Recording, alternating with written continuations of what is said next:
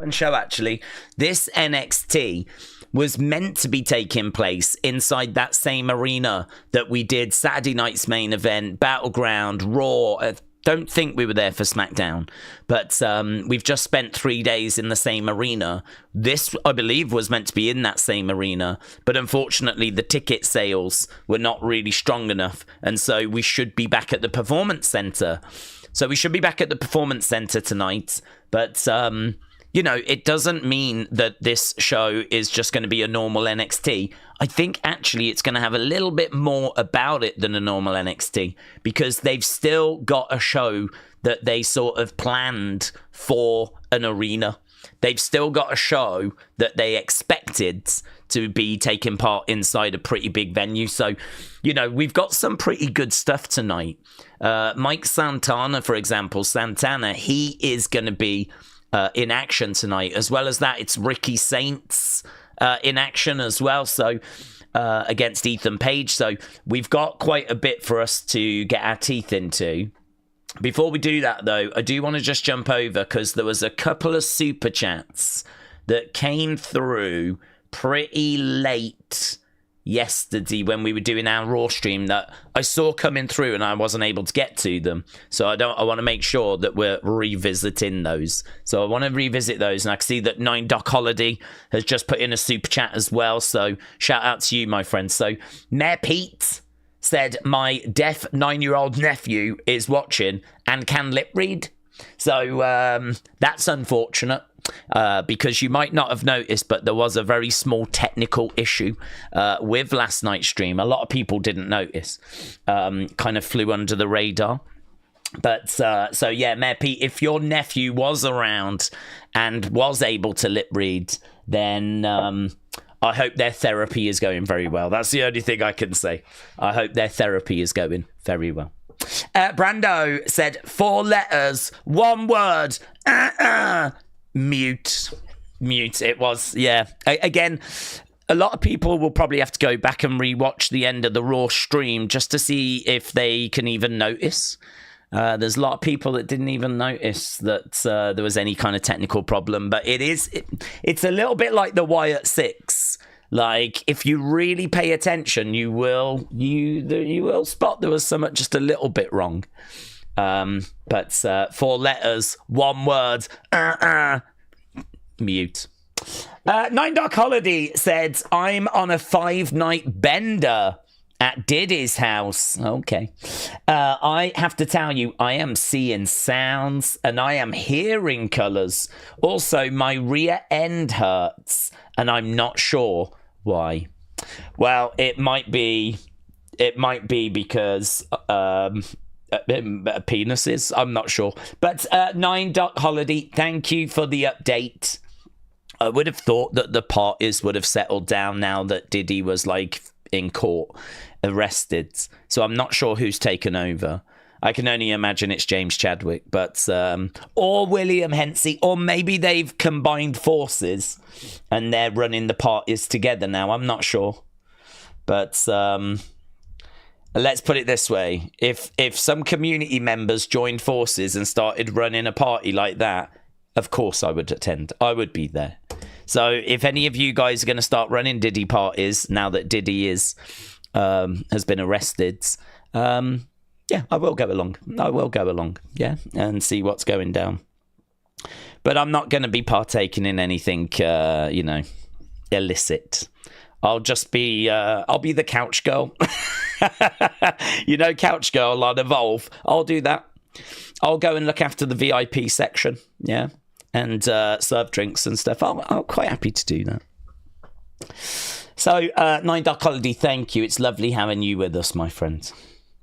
William said, if you receive a gifted membership, please thank the giver. And think about adding this as a subscription in the future. As always, do not ask for gifted memberships. Well, it's kind of pointless asking for gifted memberships because it's all random, isn't it? Like they don't actually get like given to people. It's they're allocated, aren't they? I mean, I thought that people claimed them, but turns out the system just randomly dishes them out. So, William, shout out to you. Suzanne, hello. Daze, I hope you have recovered from last night. Suzanne, hello, my friends. I took it very well.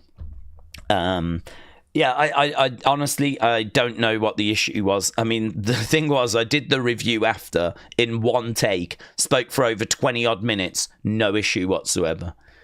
No problem with that video whatsoever. So, but I don't know. I don't know if it was something to do with that. We had some lag yesterday. I mean, I had to drop the settings as a result, and I wonder if it was connected to that. So I don't know. I mean, we've just done a stream for nearly an hour on the members thing. No issues. So, I'm really hopeful that everything's back to normal now. But, so you had a bad day. That was me yesterday. That was me. I had a bad day. And we all have them, don't we, guys? Hey, we all have them. So, I'm just chalking it down to that. But no, all goods. I think everything's goods. I mean, I'm sure things will fall apart. It wouldn't be a Wrestling Daze stream if they didn't. But we're gonna give it a good go. Nick said, I was given a membership and I am now a subscriber and a member. It is worth it. You do get some great perks. Well, Nick the Train Guy, thank you, my friend. Really appreciate the kind words. And I mean, I'm trying to find ways of making that members side fun. Obviously, we've got those games. We do the members stream. But, once this is sort of settled down, like once, because I still feel like I'm trying to get games sorted. Once I've sort of got my head like around, okay, this is how the tag thing works. This is what we're doing with the game.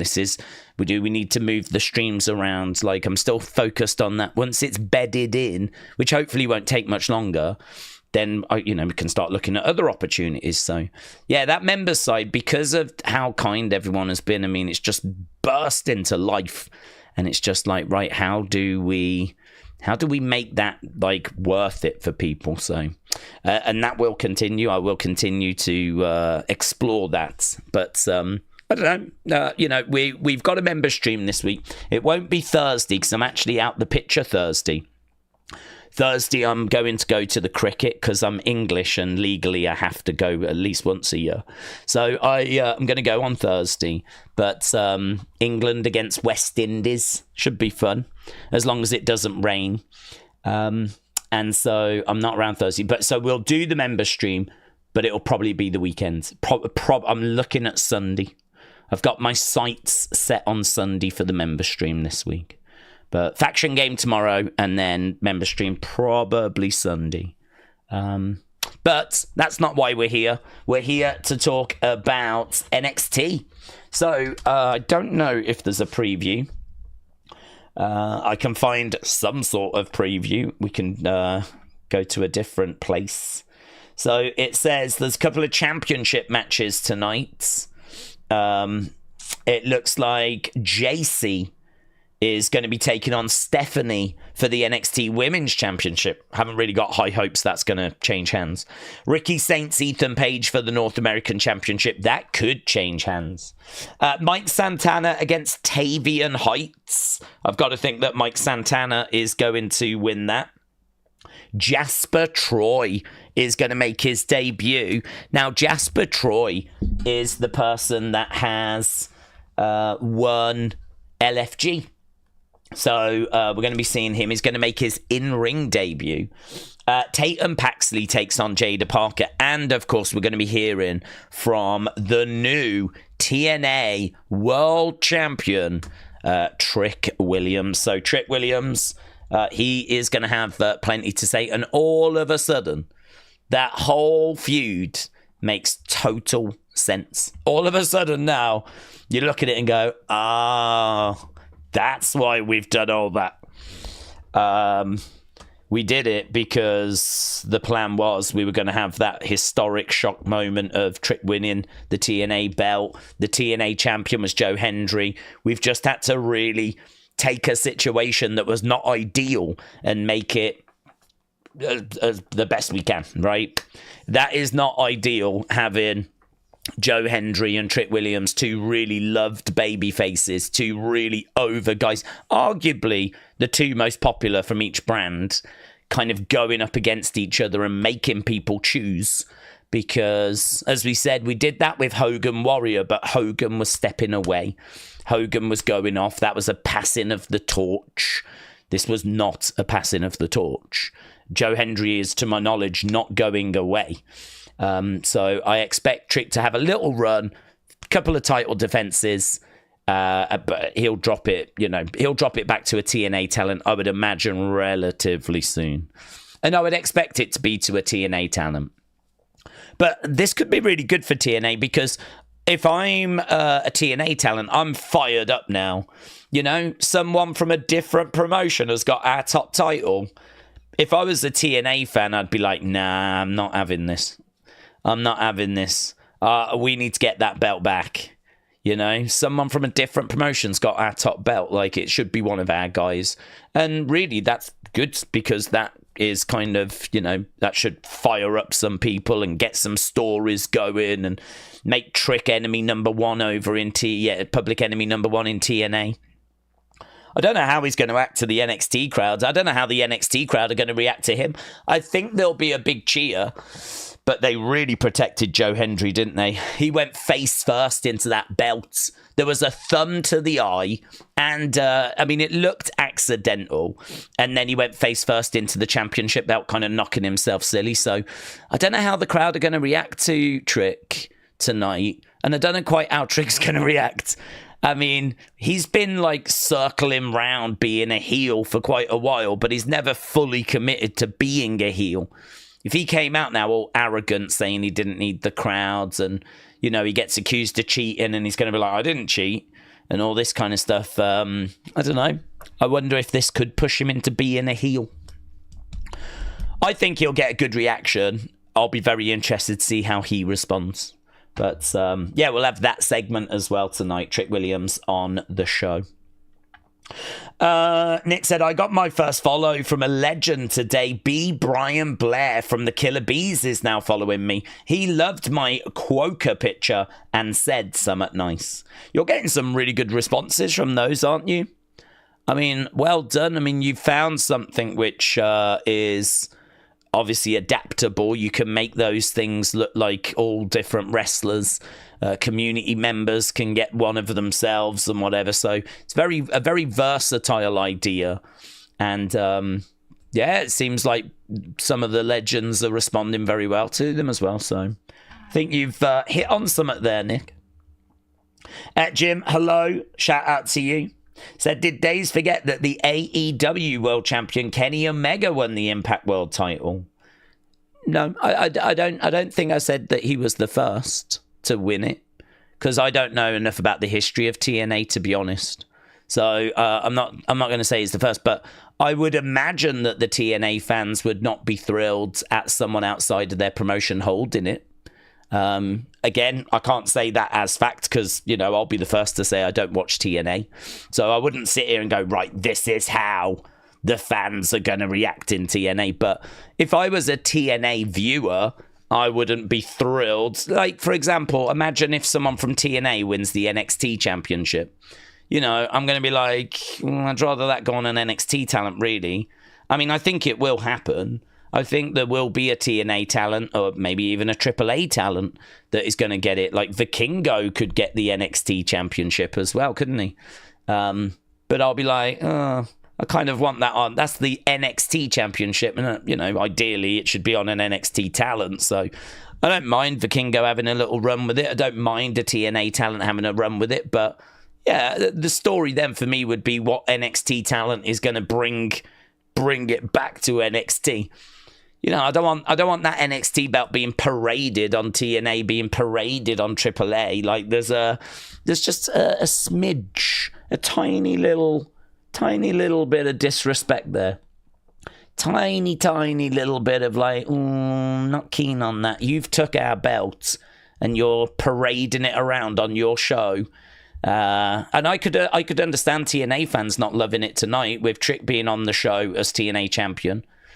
Hence why I'm saying I think this will position him as a heel, and I think it will position some of the rest of that locker room to try and get that belt back. So it's going to be a very interesting segment. Very interesting. James said Omega being Impact Jack did F all to help them. Well, I don't think that relationship with AEW was all that helpful, to be honest. I mean, I want this relationship to help TNA. I want this trick reign to help TNA, but I can completely understand TNA fans not loving this. I haven't seen their reaction. They might be loving it. It might be that they're like, oh, this is great. This is going to work really well for us. We're going to get loads of extra exposure and everything. And that would be a really positive way of looking at it. But the negative way would be, oh, I can't believe it. Another promotion has got our belt. Not keen on this, blah, blah, blah. And I could understand that. Because, again, roles reversed. If NXT's belt was being paraded on AAA or TNA or MLW or wherever because one of their guys had won it, I'd be like, not keen. Definitely want an NXT talent to get that belt back soon. So, but who's it going to be? Could it be Joe Hendry? Could it be a new rising star that they've got that could come and save the day? I don't know. I don't know. Again, I don't know enough about TNA as to where the story's going. I would think Joe will probably get it back, but it could be someone new, couldn't it? Could be someone else. Could be a rising star, an emerging talent. Could be Mike Santana. Perhaps Mike Santana's on this show so that we get to look at him and see him and he can confront Trick and we can do a bit of a slow build. And I don't know. It's interesting. It's interesting. Edward said, Daze, did you see what happened at the Liverpool parades? I did, yeah. We touched on it yesterday. My heart and soul goes out to those people injured. I hope justice is served. Oh, it will be. They obviously they got the guy. It's so devastating. It looked like he meant it. Oh, I can't see how he didn't. I can't see how he didn't. Even if for some reason you take a wrong turn and go down some road, if you see a load of people, you would just reverse, wouldn't you? You would just try and get out of there like, oh, I've really messed up here. I'm clearly in a place I shouldn't be. How do I get out of this? You know, I mean, you're not going to do what he did. So, yeah, which is just drive full pelt into people. So he clearly meant it. But, yeah, no, horrific. I mean, obviously great news that no one has been killed, touch wood. I know there's people that are in hospital that have had to have emergency surgery and all of that, and it is horrific. But, yeah, justice will be served. I mean, they've obviously managed to get the guy. But I don't know what his motivation was. I mean, if it's something football related, if it's because he's like an Everton fan or a Man United fan or something along those lines, and he just wanted to I mean, that is just disgust. It's beyond disgusting. It's beyond disgusting. Because first and foremost, these are people. They're kids. Do you know what I mean? It's not even anything to do with football. These are people. These are, do you know what I mean? Kids and dads and fathers and friends, and it's horrific. It's really, really horrific. But we're seeing a bit more of this, aren't we? This kind of cars being used as weapons seems to be like a bit of a trend in recent years. I think happened in Germany, and did it happen in Canada? I remember seeing in Germany it happening. Where we've seen these vehicles used as weapons before, but not something we tend to see in the UK. So, yeah, terrible. Nine Holly said, one more thing, Daze. Diddy wants to know if you want to see his phone case. He said he would be pleased to show you. I've heard rumours that his phone case isn't that great, to be honest. I might pass. I'm all right, thank you. If you let me know, though, if there's any other fun phone cases around. Yeah, I'm trying to pick my spirits up because of No Unseen, which is still no closer to returning. The folders still do not work. So, really, really frustrating. Tom said it's happened so much. It happened in Germany, and it was New Orleans, said Tom. Oh, perhaps New Orleans is what I was thinking of. Yes, perhaps it was that. So, well, it's appalling, isn't it? It's horrific. And wishing all those injured a very speedy recovery. Did anyone die in Liverpool thing yesterday? Not that I'm aware of. I know people were seriously hurt. I mean, my mum said there was people that were like under the car and all this sort of stuff. Like, it was bad. It was really bad. Like 50 people injured, varying degrees of injuries, but I don't think anyone has actually been killed. Touch wood, obviously they're not. Yeah, I mean, it doesn't diminish it, does it? I said this to my mum earlier. I was like, this guy is probably going to get tried, and he's probably going to get sentenced based on the fact that it was attempted murder, which I believe carries a lesser sentence than murder.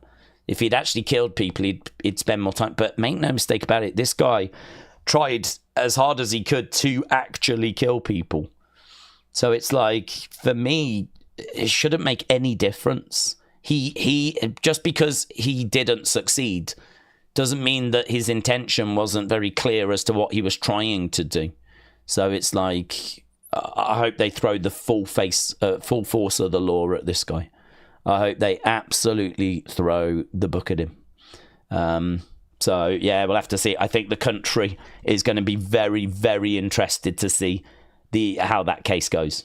And I can see there being uproar. I can see there being protests and all this if he is not dealt with in the severest of manner. So, yeah, horrific.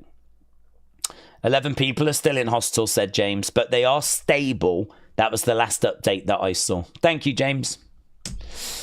Edward said, Daze, we've seen Logan against Cody J. What do we think this means for Travis Scott?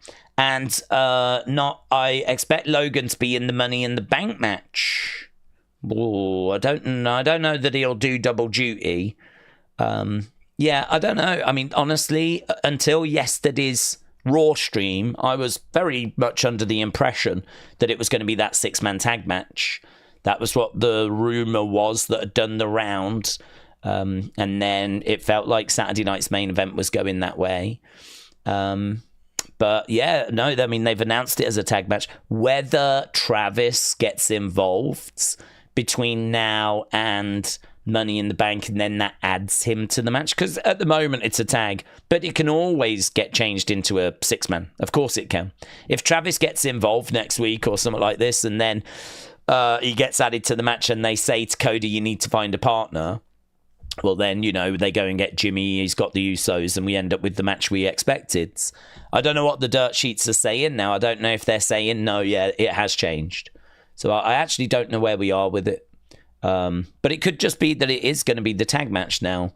That would say to me that there's some issue with Travis, because I know that Travis has been obviously wanting to wrestle. I saw the backstage clip after Elimination Chamber when Cena turned. Like, Triple H was talking to Travis like, you think that's good, you wait till you're actually in there. And he was talking about how he had a ring set up and he was putting the work in. There was rumours he was going to have a match this year. Rumours it was going to be a tag match.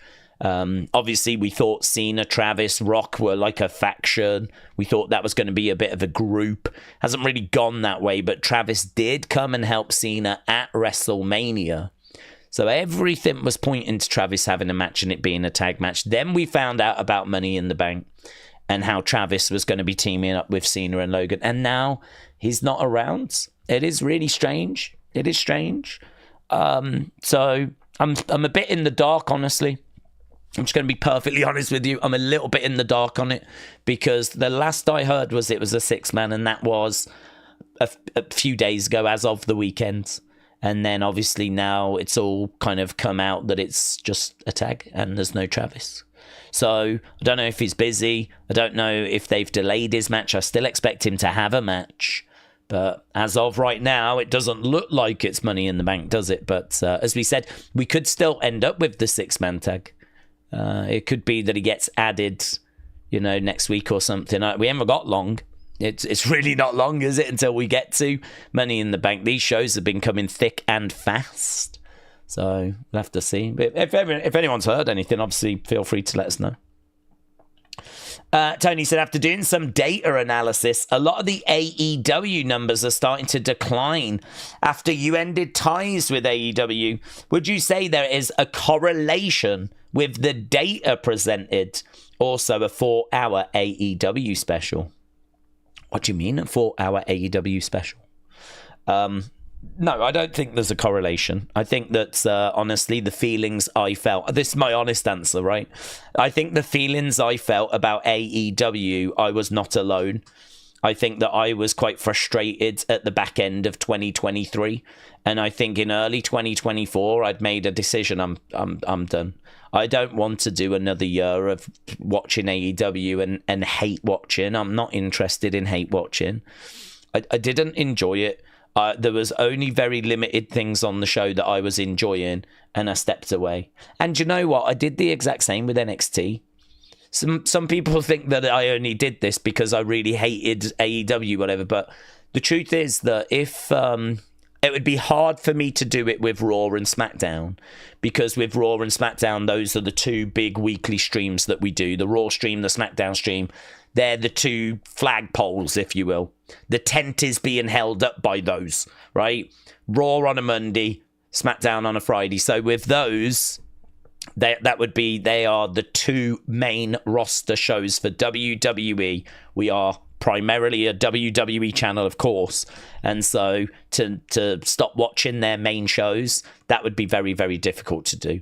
But really, anything beyond that, like AEW, like NWA, like even Evolve and NXT, if those shows are hard to watch, if there's more in them that we're not enjoying, we can always step away from those. If NXT goes south and is a real chore to watch and we're not enjoying it, I can step away from NXT. It is not, these streams are not as important as the Monday stream or the Friday stream, right?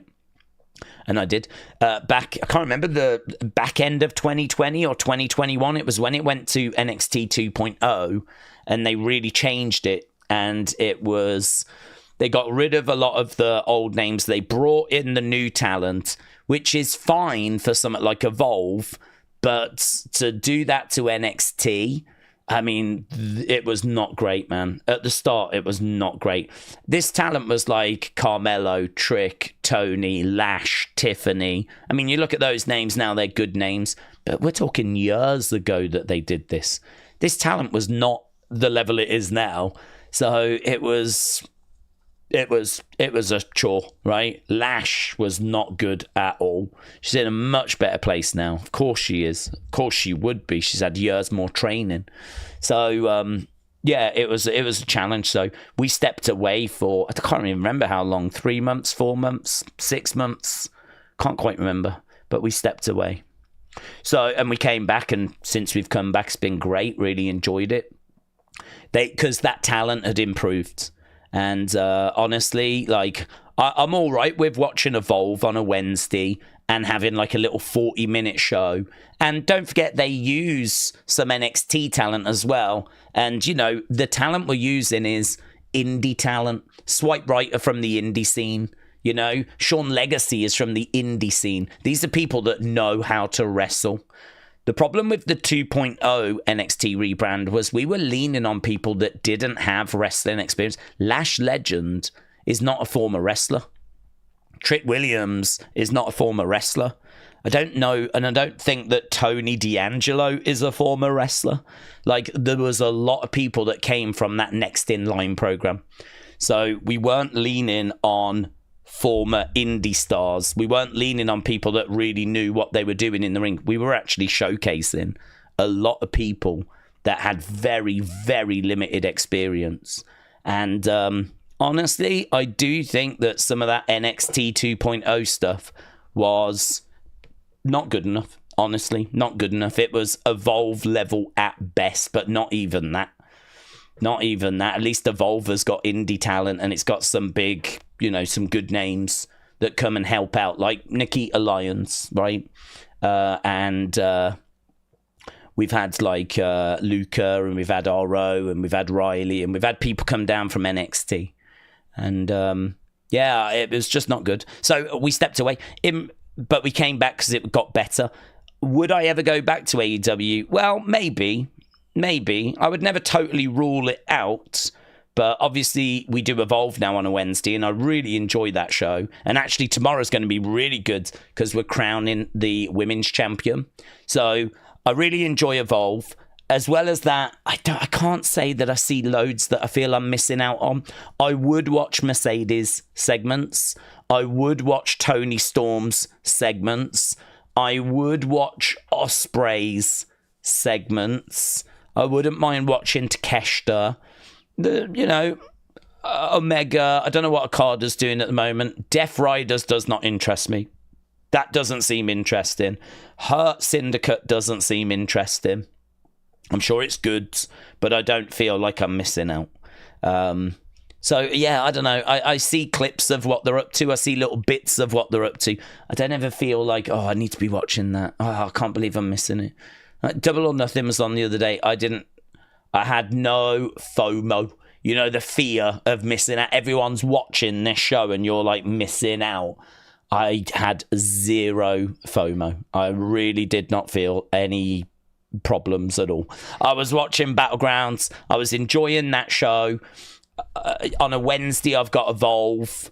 I've never have felt like I've missed out on Collision. Yes, I wish I could watch Tony Storm. I'd love her in WWE.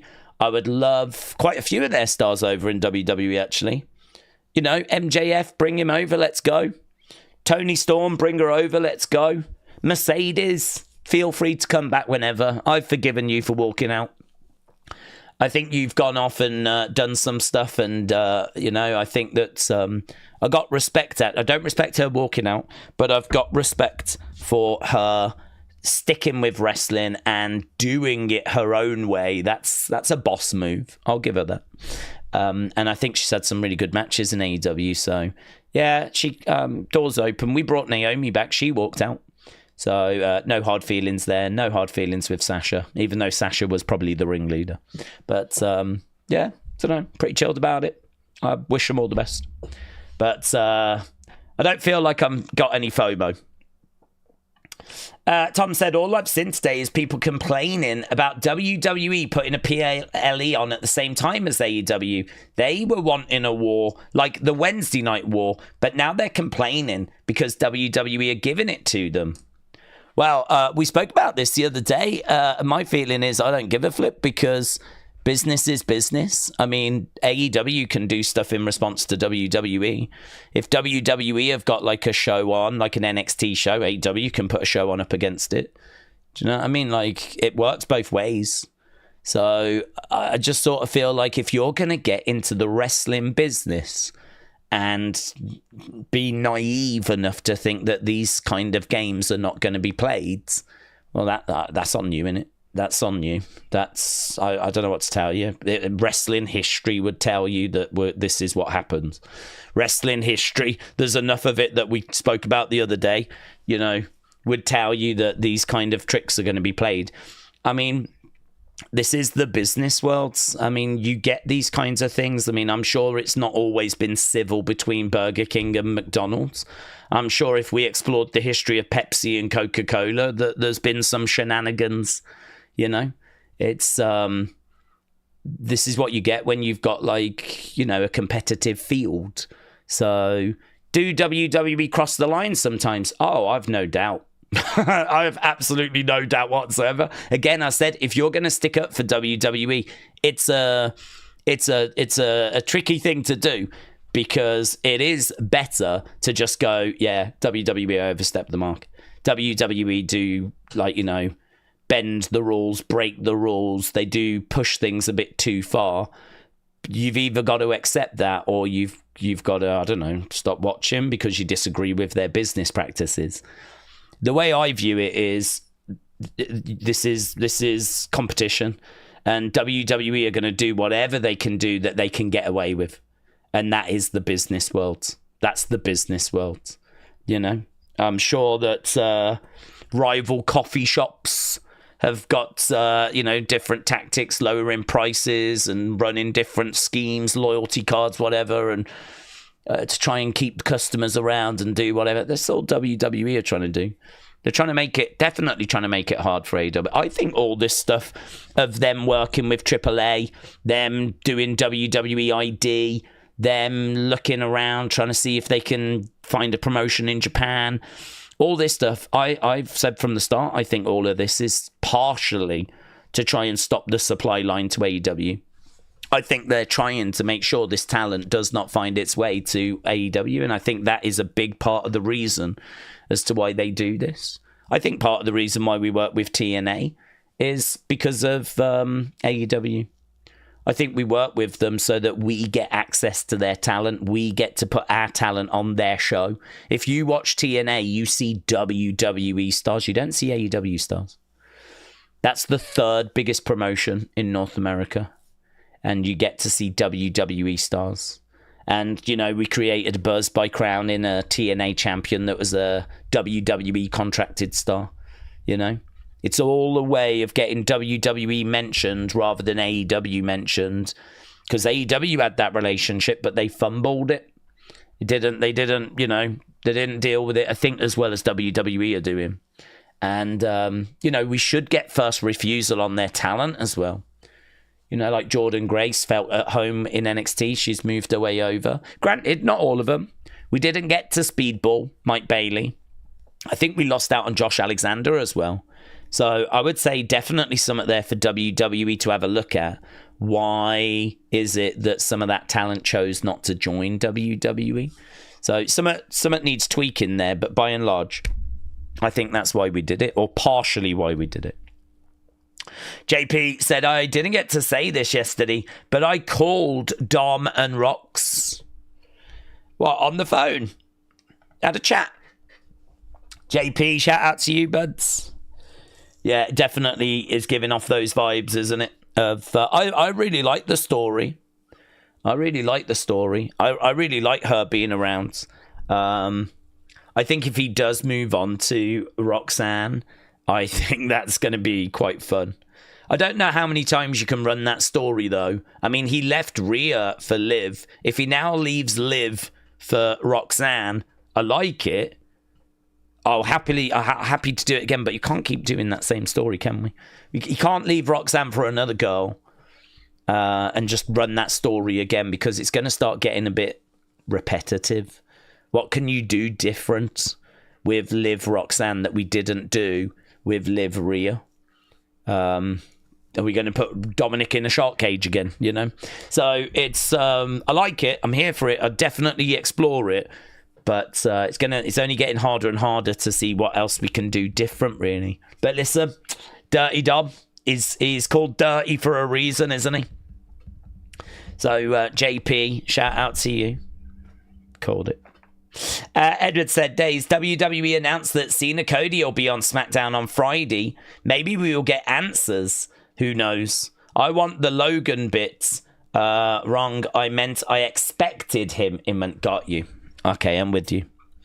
Yeah, I don't think that was a bad shout. I mean, that is a bit of a nightmare scenario. I think when it's time for him to win a title, Money in the Bank could be how he does it, like a world title. Him being the Money in the Bank holder, I could see them doing it, and I could see that being horrific. I mean, there'll be plenty of him coming down.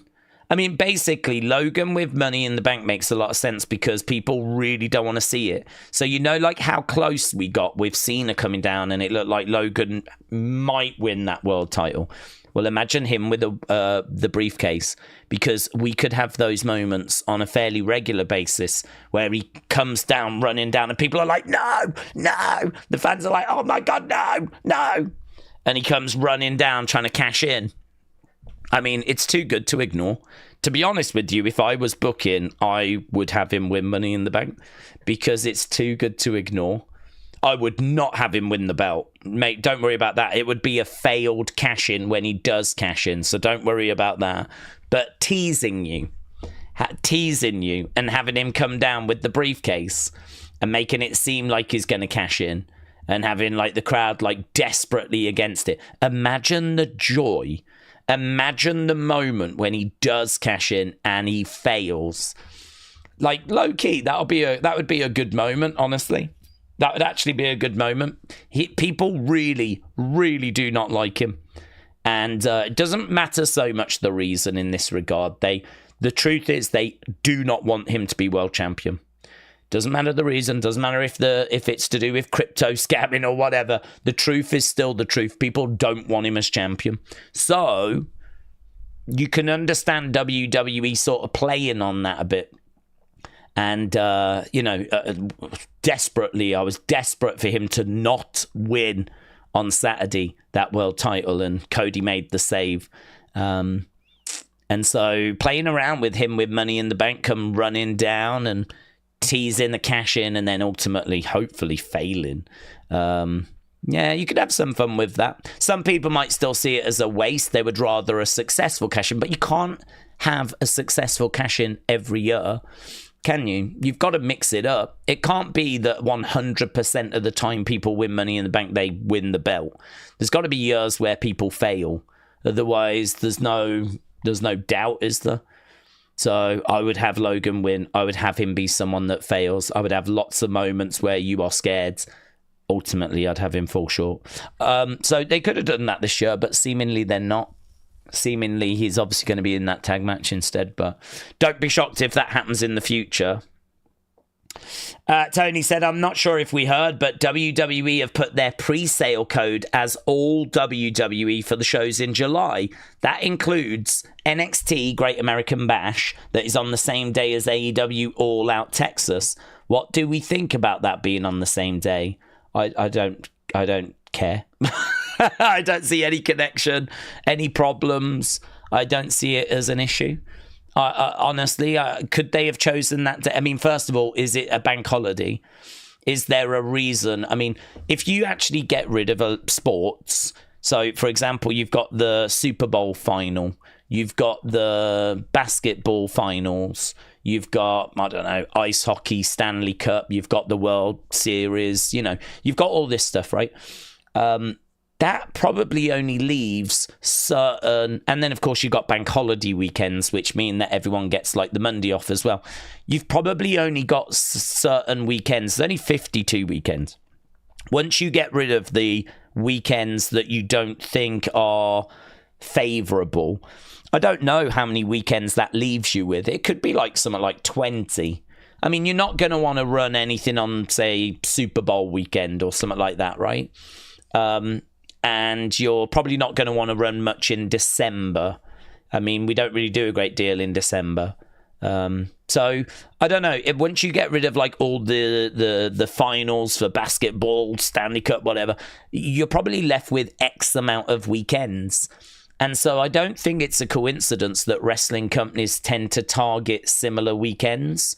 I think it's the same. You might have like a massive boxing event on or something, and you're just like, yeah, we need to avoid that, So wrestling companies running shows on the same weekend is just, it's unavoidable in my mind. It's going to happen because WWE is putting out quite a few shows. I mean, with Saturday night's main event and with the NXT shows and the PLEs and all of that stuff, WWE has got plenty of content it's looking to put out on a weekend.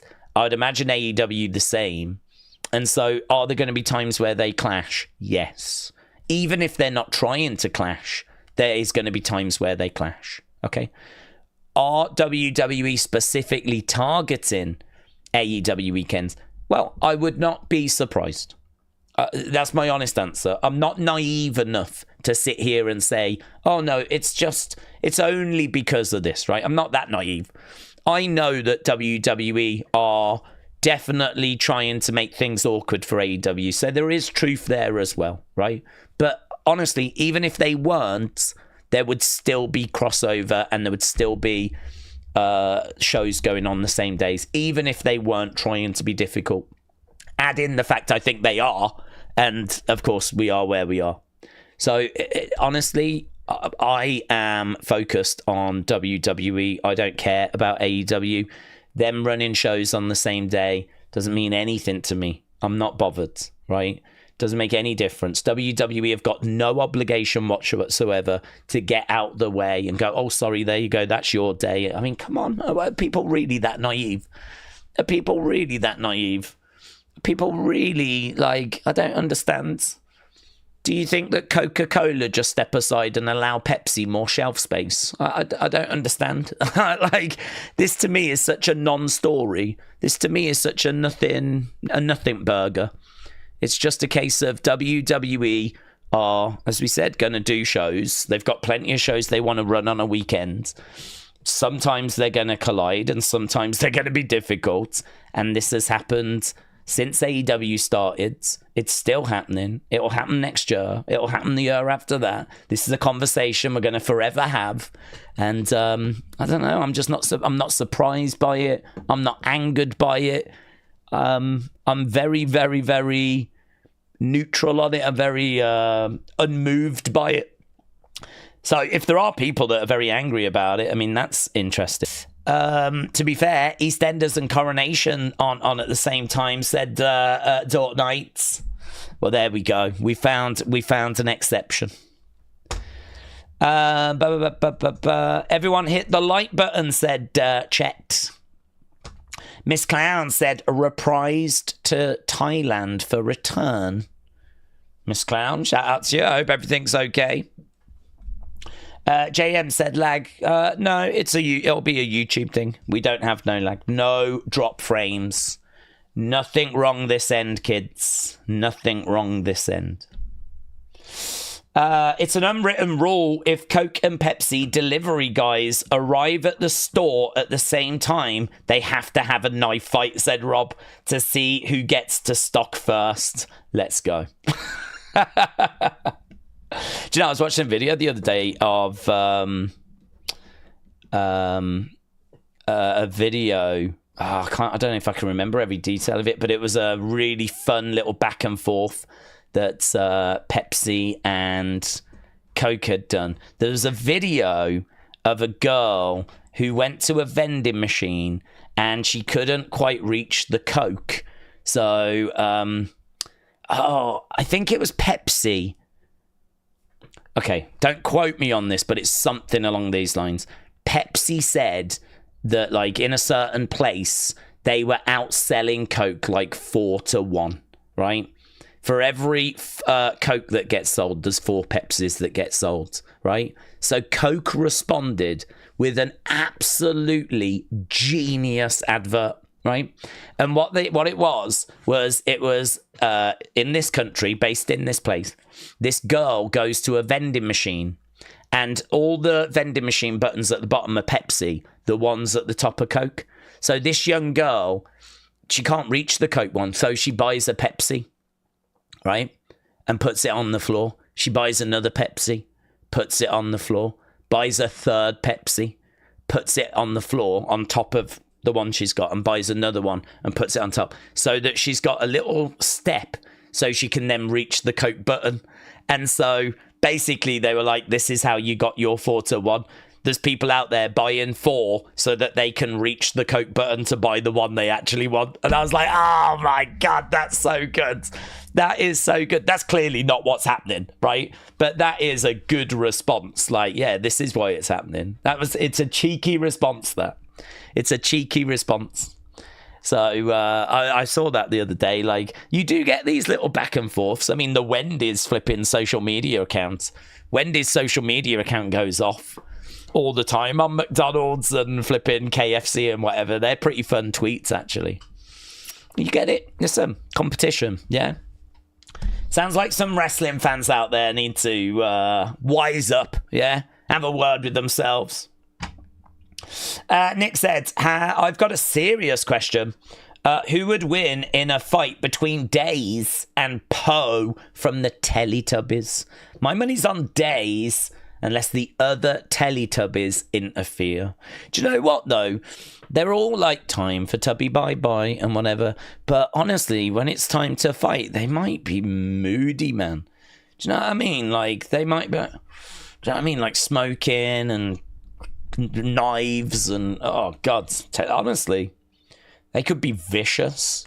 Could be that they're all lovely, time for Tubby, but then, like, actually, they've got really sharp teeth or something, so... I don't know. I don't think I would back myself against the Teletubby. Pretty big, aren't they? Do you know what I mean? Kind of like... A bit like a shaved bear that's got a TV kind of implanted in their midsection. But, yeah, they've got, like, quite a size. What if they've got claws? You just don't know, do you? It's not worth it. I wouldn't put the money on me. I think my path to victory is very narrow. Very, very narrow. I think it might be time for Tubby bye for Daze. Let's put it that way.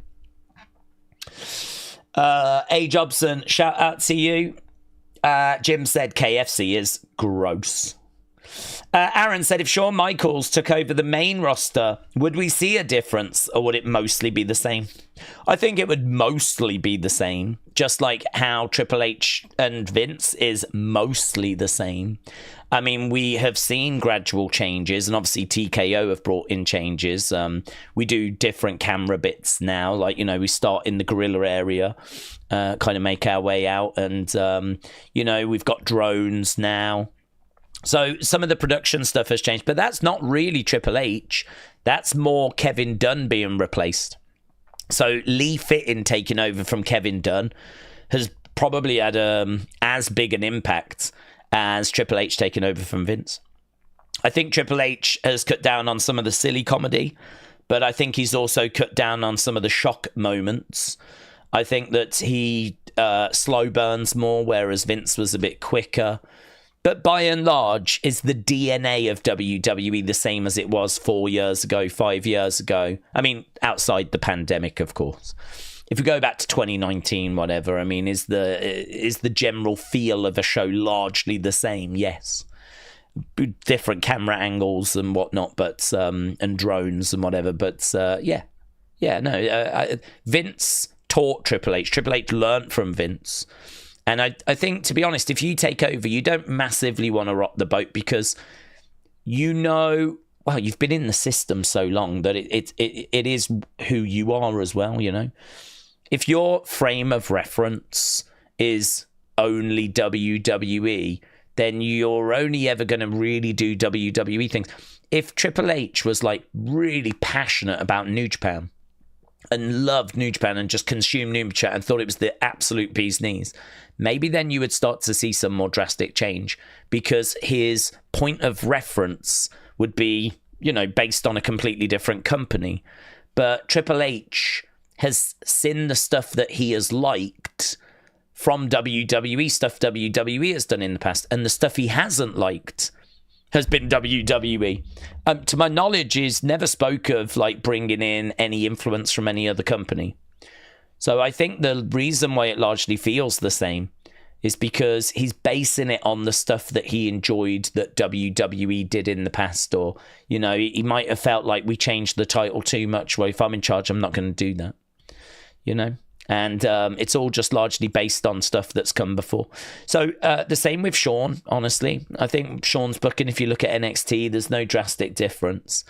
It's a little bit harder with Shawn because, of course, he's dealing with NXT talent. So, you know, you don't really have the ability to... You don't have the same flexibility. I mean, with that NXT talent, they come into the Performance Center, you train them up, you have to use them on TV. You can recruit and see potential, but it's a little bit different, isn't it? It's a little bit different at the NXT level. It is developmental. You are balancing... I mean, you are looking at people and seeing what they could be, and sometimes they won't achieve that. Sometimes some people you don't expect might overachieve. And so you're kind of juggling that side of it, which is a side that you don't really juggle on the main roster. On the main roster, you don't think about, oh, this person is going to develop into this so much, you know. Maybe a Bron Breakker going to a main eventer or something like that, but that's a bit different from someone that can't wrestle and is trying to learn how to wrestle. Like it's a bit different. So my point is it's kind of hard to judge from the NXT booking what Shawn would be like when he was playing with just fully formed wrestlers, you know? He's got loads of wrestlers that know how to wrestle, know how to do promos. He can use them in whatever combination he wants. He can't do that in NXT because there's people that don't know quite how to wrestle yet, you know, and haven't got the experience of cutting promo. You can't just shove anyone anywhere. But on the main roster, you can really, if you so desire. You can. They should all be able to do promos. They should all be able to wrestle. They should all be ready for whatever they get given on the main roster. And but obviously that's not the case in NXT. So, but looking at his booking, using what he's got, it doesn't feel drastically different, does it? I mean, there's quite a few like off-site stuff. You know, there's times where we'll go off location, but that's always been the way with NXT because they always record in the same area. You know, the Performance Center is 90% of the shows. So, and that's in the heart of Orlando. And so they know where they can go and film. And they know, like, you know, where things are and what they've done before. And so you probably see with NXT some more off-site stuff, you know, stacks going off to the desert, whatever. But, and you won't see that quite as much on the main roster. But that's probably because the main roster moves a hell of a lot more. It doesn't spend 90% of its time in the same building like NXT does. So you can't really point at that as like a big difference. That's more of an NXT main roster difference. So, yeah, no, I think Triple H and Shawn both are benchmarking and looking at things that WWE did themselves in the past. So I think this is why you don't see a drastic change. It's a good question, that, though, Aaron. I like that. It gives us a chance to just get our teeth into something. Rob said Daze would F up that colourful demon. Let's go. I'm glad you see the truth, Rob. It was the other way round. It was Pepsi that stood on the Coke, said TJF. Oh, was it the other way round? Well, listen, I don't think people come here for Pepsi Coke knowledge, right? I would never claim to be, and I did say don't quote me, right? I would never claim to be a professional in that regard, but no, very, very good advert, even if it was the other way round. Reb Reeds said, very tasty burger custard place in Midwest. Right, let's go up. Brendan said that Liverpool driver was arrested on suspicion of attempted murder after injuring 65 people. I hope they throw the book at him, but I hope they throw. Like the in-ring, they seem...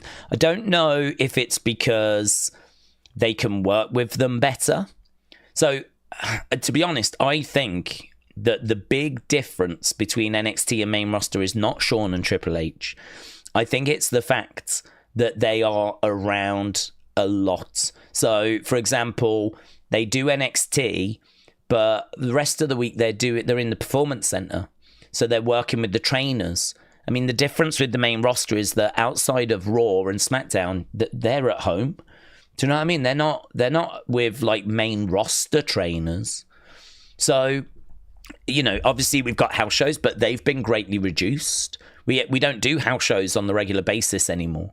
So it's so different. NXT, the setup is so different. I think that it would be wrong to say that it's Shawn that's responsible. I mean, Triple H, the takeovers that Triple H used to do, used to be incredible. They used to be incredible.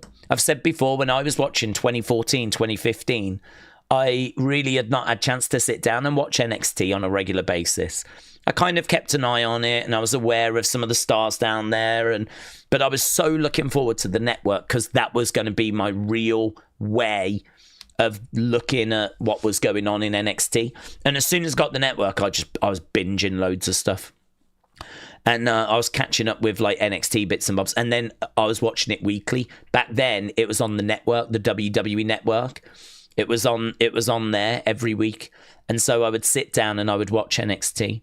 And I remember we would build to the takeovers, which was their big shows, yeah? And they would do them at Full Sail. So it was similar to now, very similar. So we're at Performance Center now. Imagine if the big shows were still at the Performance Center, right? And we've done that. We do that sometimes. And that's how it was in Black and Gold 2015, right? That's going back 10 years. And I would watch the shows and you would get to the takeovers and you would be like, this is just, this is amazing. This is so much better than the main roster. And you'd be like blown away and you'd be really impressed. And you'd felt like you'd watched some, and there was talking points and the stories developed and none of the matches bombed and it was brilliant. And then the next takeover would happen and it would be even better. You'd be like, I remember that last takeover being so good. This one is even better.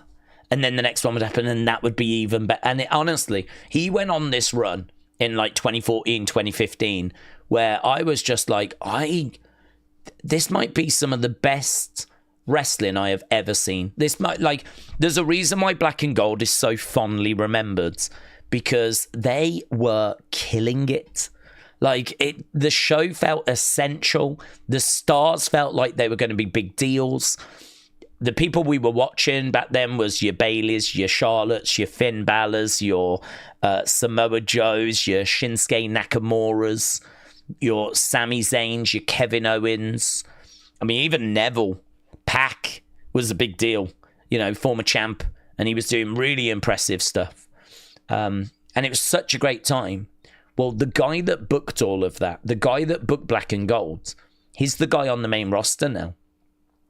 And if you do find that this year is a bit of a drag or it's not quite doing it for you, this is the same guy that was responsible for Black and Gold.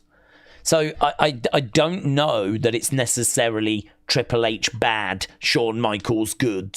I think it's probably more NXT.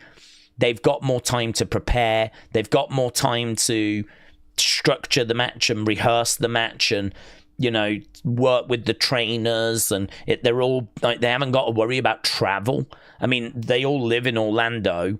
The flipping performance center's in Orlando. The where they train is in Orlando. Everything's in Orlando. If they do house shows, they can. It's a couple of hours in a car back, right? They can be back that same night. So if ever they do a house show over weekends, it's no big drama. It's not like in WWE where you pack your bag on, say, Thursday, and then Friday you do SmackDown, Saturday you do a show in a different town, Sunday you do a show in a different town, Monday you're traveling back home, Tuesday, Wednesday you're off, and then boom, Thursday you know, that was the schedule for the main roster. Main roster, you would be at home on Wednesday, Thursday. Thursday might be a travel day. In fact, you'd be home Tuesday, Wednesday. Thursday would be a travel day. Friday would be SmackDown.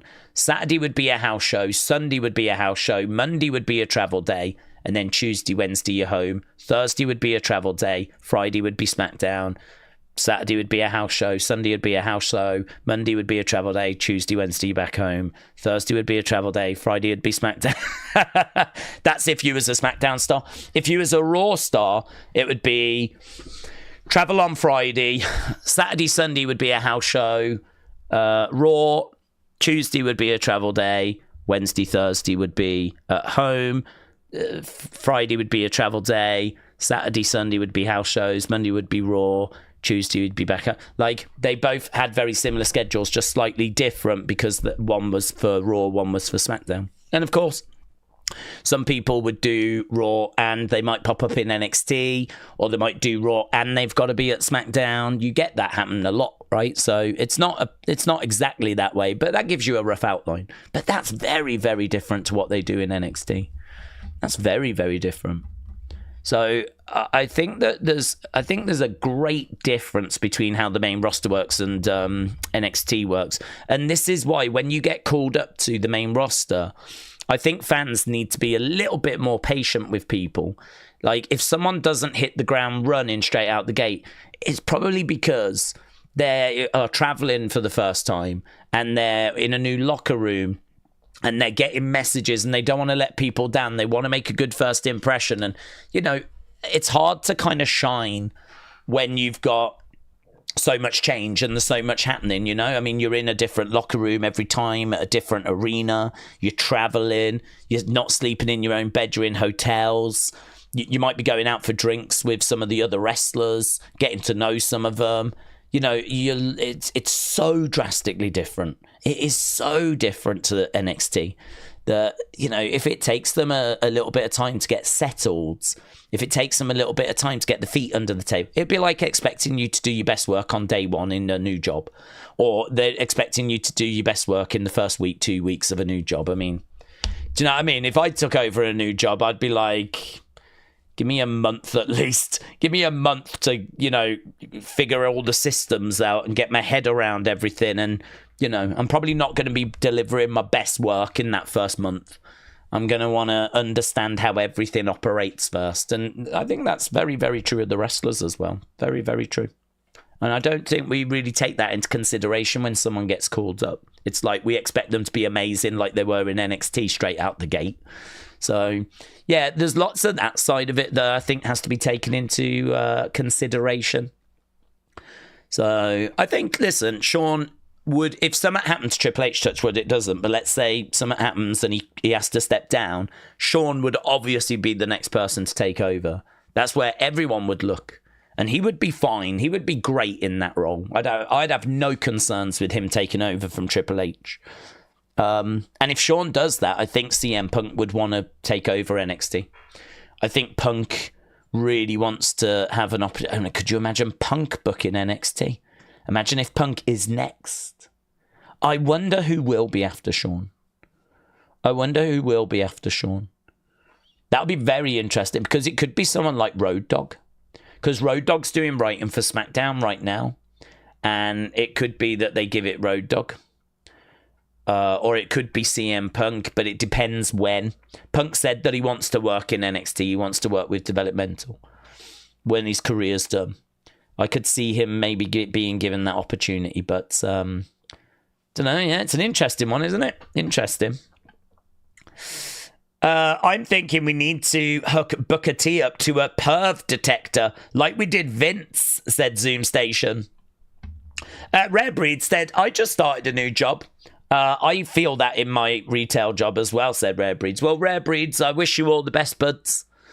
I have used to work in retail, as people know, and I worked in loads of different stores. I know that feeling when it's the night before your new job and that day where you turn up, you don't really know anyone and you want to make a good first impression, but you know that you've got a lot to learn. And I mean, I honestly, I don't even know how many different shops I worked in. It's easily over double figures. Easily. It may even be hitting like the 20 mark. So I worked in a lot of different shops in a lot of different places. I lived in Southampton. That's right at the bottom of England.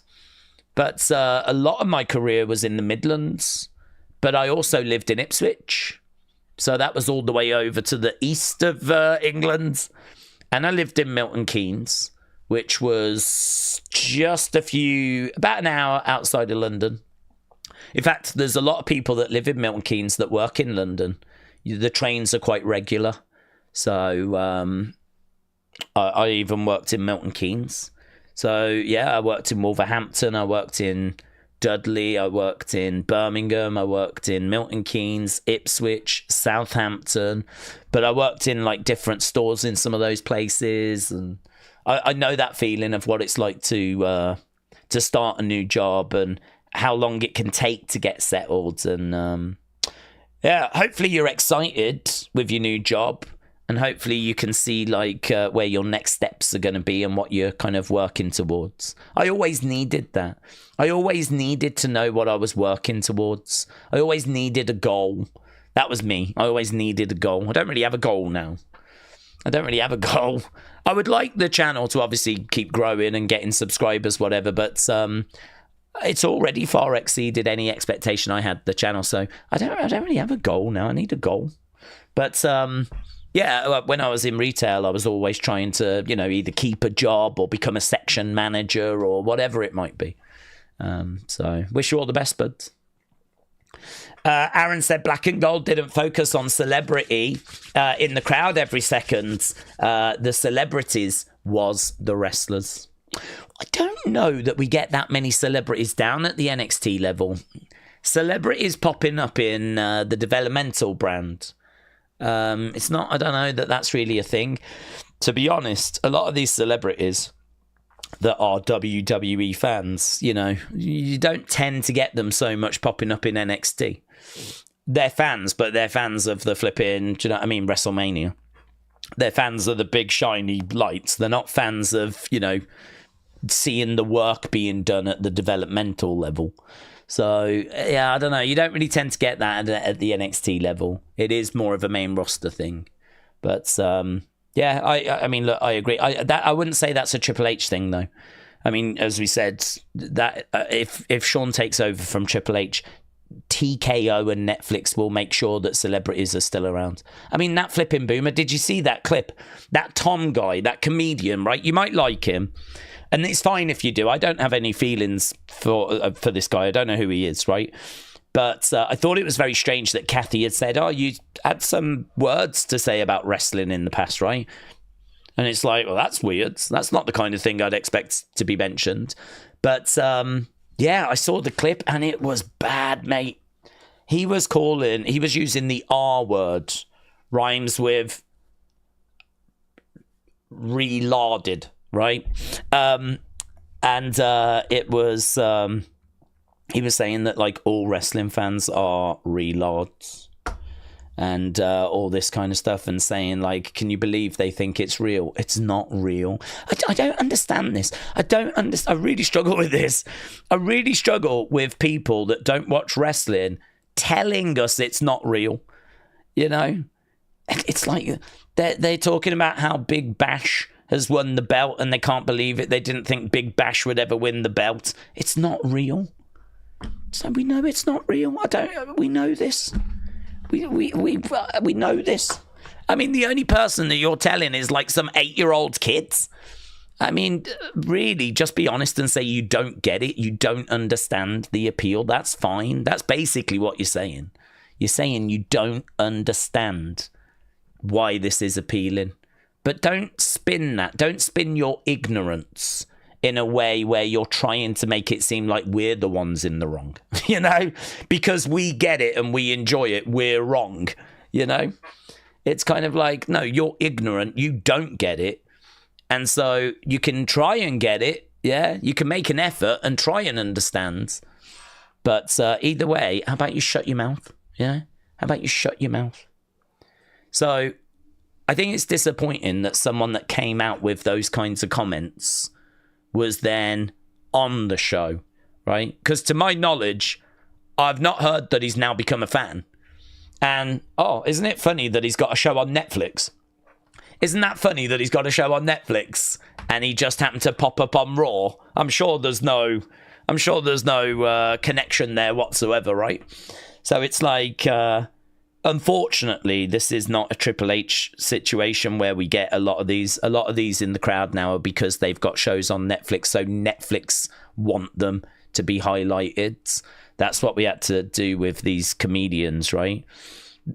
Triple H said there's loads of celebrities that want to get involved with WWE, and there's a lot they turn down, but it's about picking and choosing the ones they think will give them the most exposure. And, you know, like they work with Speed, they work with Travis Scott, but apparently there's loads that want to do stuff with WWE. And so we only see the ones that they really think they can do some stuff with or will give them the biggest reach. And honestly, that's a TKO Nick Khan thing. Even if Sean takes over, that ain't going away. It's gonna need a big change at the very top in order to get that changed. It's not going to be a Triple H thing or a Sean thing. That's a Nick Khan TKO board. We've got, you know, they look at reach and impressions, and I just don't see that changing. And it breaks my heart more than anyone else. Trust me, it breaks my heart more than anyone else. But listen, I'll take those comedians yesterday. This is why I'm not so down on it, because those comedians did what they should do, which is they were backstage. He tried to have a bit of fun with some of the wrestlers. It wasn't a segment that I enjoyed, but you know what? I wasn't offended by it. I don't think that guy should have been on because of his comments in the past, but I wasn't offended by it. Had they have flipping put them in a tag match and actually put them in the ring, that would be a different conversation. But at least we just kept them in a backstage thing, or we had them at ringside waving. So they kept it the right side of acceptable for me. But I don't think that Tom guy should have been on the show at all.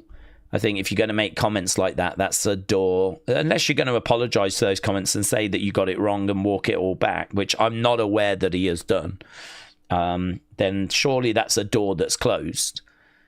This again, though, it's business, isn't it? It's business. It's business.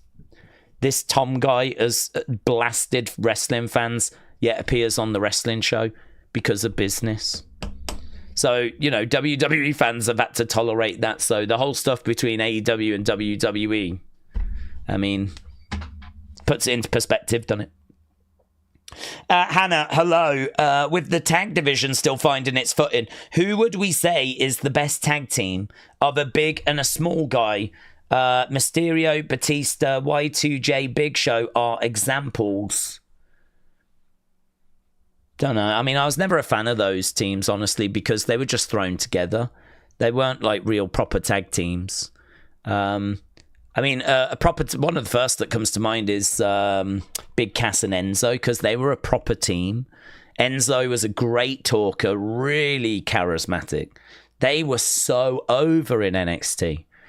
And Big Cass was 7 feet tall, and you can't teach that. So, honestly, one of the first that comes to my mind is Big Cass and Enzo, because they ticked the boxes. And they had pretty exciting matches as well. Not because their wrestling was brilliant, but more because they were so over that the crowd's energy just really added to their matches. You know, Enzo was not the best. He was not God's gift to wrestling, and neither was Big Cass. But putting them together and like having Enzo talk and having the SAWFT catchphrase and all of that, it was really fun. Are they the most dominant? Like, you know, if you're going to put Brock Lesnar with flipping Daniel Bryan or something like this, you know, I mean, they're not going to beat that team. But I would argue, is that right for the tag division? To me, the tag division is always at its best when these are proper tag teams. And these are teams like, you could go Jim the Anvil, Bret Hart. I mean, Jim the Anvil was the heavy. He was the muscle. Bret Hart was the technician. Size-wise, there's not a massive difference between them. It's not like Omos and flipping Hornswoggle, you know? So there's not. But then if one of your examples is Batista and John Cena, I'd say there's not a massive difference between those height-wise. It's just Batista's got a bit more girth to him, hasn't he? So, I don't know. I prefer proper tag teams. I prefer teams that aren't just thrown together for a few matches or a little run. I want a team that's together for a while if we're going to talk about great tag teams. So that's why Big Cass, Enzo might be a pick, or might go with Jim and Bret Hart, something like that. Even Davey and Dynamite, if you want to go from that same time period, because Dynamite wasn't a powerhouse, but he was a hell of a wrestler. Hell of a wrestler. And obviously Davey was the one that brought the power, but he could go as well. Has anyone heard that story that WWE are going to ask fans to not swear at TV tapings? Apparently they'll get thrown out if they swear, says Nick. I've not seen that story, but it would make sense. They have to keep muting the chant. So, I can understand an announcement before. Honestly, I wouldn't be down on that. That wouldn't bother me. Because I think there are kids in the crowds. And I think that, to be honest, it's not going to be a kid that's going to start that. It's going to be an adult that's going to stand up and start swearing. And then, a load of people join in. It is family entertainment. There are kids in the crowd. You could understand parents like, don't love this. Don't love this. I mean, is that wrestling losing its edge? Well, the wrestlers don't. Well, they do occasionally. But just to, have a bit of emphasis. But by and large, they don't swear. And so we actually have it muted on TV, don't we? I know I'd rather not have it muted. I'd rather not have it censored. If they're going to chant, then I think swearing can actually take away a bit of creativity. Because if you swear, it's just a very easy kind of thing to do, to share frustration or whatever. But if you take that away, you have to be a little bit more creative with your language. And so I would do that as well with the crowds. I would have no problem with them saying, please refrain from swearing during the show. I mean, look, if the whole crowd are going to start chanting it, you can't throw everyone out, can you? Can't throw everyone out. And I don't know that if you'll ever establish who started a chant. But a little message at the start to try and dissuade, doubt it works. But I wouldn't be like, oh, squares. I wouldn't be like, oh, God, you'd never get this in the Attitude Era. Well, it's like, no, you wouldn't. But this isn't the Attitude Era. And there are a lot of kids around, and I can sort of understand parents being like, yeah, don't love this. Don't love paying all this money to take my kid to this show where there's all this swearing. So, yeah, I actually wouldn't be down on that message. Wouldn't be down on it. Whether anyone would listen to it is another thing, but The Rock can say whatever he wants, said Alexa. Yeah, well, he shouldn't, honestly. There's no rule. I've never said that he should be allowed to say what he wants. I think the locker room got upset with The Rock and was saying there's like double standards, and that's correct, there is. And there shouldn't be. The Rock coming out swearing and saying whatever he wants like that is... But The Rock's a problem, isn't he?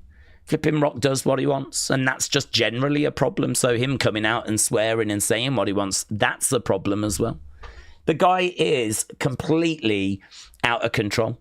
No one is keeping him in line. Triple H can't do it. Triple H can't tell The Rock what to do. And Nick Khan can't do it. Nick Khan could have words. And I think Nick Khan would be station. Rock would listen, but he'll end up doing what he wants. It might not change anything if Triple H has that words. And I don't know that anyone from the TKO board is having a conversation with him, other than Ari Emanuel, who's saying, please come in and help us sell some tickets. So, yeah, no, you make a really good point. But I wouldn't say that is... I wouldn't say that that's the right response for us, you know? I would say that the right response for us would be to say, yeah, he shouldn't be doing that. Rather than say, no, the crowd should be allowed to swear because The Rock can, or The Rock is. It's probably better to go, yeah, let's not have them swear, but also let's not have him swear as well. Like, let's just cut it out, everyone. Just cut it out, yeah? Especially you, James. Especially you. If we are watching on Netflix, I don't see what the issue is with the crowd. It sucks to watch with the sound going out. I bet you that half the boomers probably think it's their TV, says Metal Mama. Well, to be honest, I am surprised they censor it, because one of the things we were sort of told was that there wouldn't be that level of censorship. I never thought this was going to go, you know, TV 14. I never thought that we were going to get the new Attitude Era when we went to Netflix. But equally, I didn't think that if there was going to be a chant like that we would censor it. I mean, I'm surprised. I'm surprised that they do that. It's not one, honestly, it's not one that bothers me. I don't sit here and cry if ever I hear swearing. But if WWE are saying that they're thinking of doing this and they're thinking of having a word and just saying to people, please don't, I'm really not against that. I'm really not down on that. I wouldn't make a big deal out of that. I could see some people online being like, oh, the Attitude Era's dead and all this kind of stuff. But like, this ain't the Attitude Era, and people know this. And we're not going to get to the Attitude Era. We're not even trying. We're not even attempting it, so let it go. Like, it's family entertainment right now. And Brady's right. The Rock should not be doing what he's doing. He is setting a very bad example.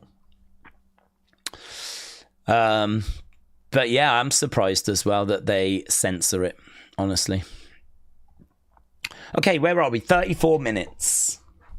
Metal Mama said, I don't mind if they do or if they don't. I swear a lot. But there's a time and a place, like on Twitter, says Metal Mama. Nightmare said, do you remember when people were saying that since Raw was going to Netflix, it meant the Attitude Era was coming back? Yes, there was a lot of excitement around that, wasn't there? There was a lot of hopium doing the rounds. I think a lot of people were like, oh, we can get off network TV. This is going to mean that we can do what we want now. And I think there was a lot of hope in the air, but... I mean, the truth is WWE make a lot of money from kids, and there's a lot of licenses that get sold to people like Mattel. I mean, the way that works is that a company will go to a trade fair where WWE will be, and they'll have an appointment, and they'll sit down and they'll be like, hello, we would like to make WWE pillowcases. And WWE would be like, okay. Sounds lovely. That's going to cost you $100,000. And then you can, if you pay us that, you can make them and it can all be official. And then for everyone you sell, we want 20% of the profits, right? And there'll be negotiations there, but, you know, whatever. That's a kind of outline.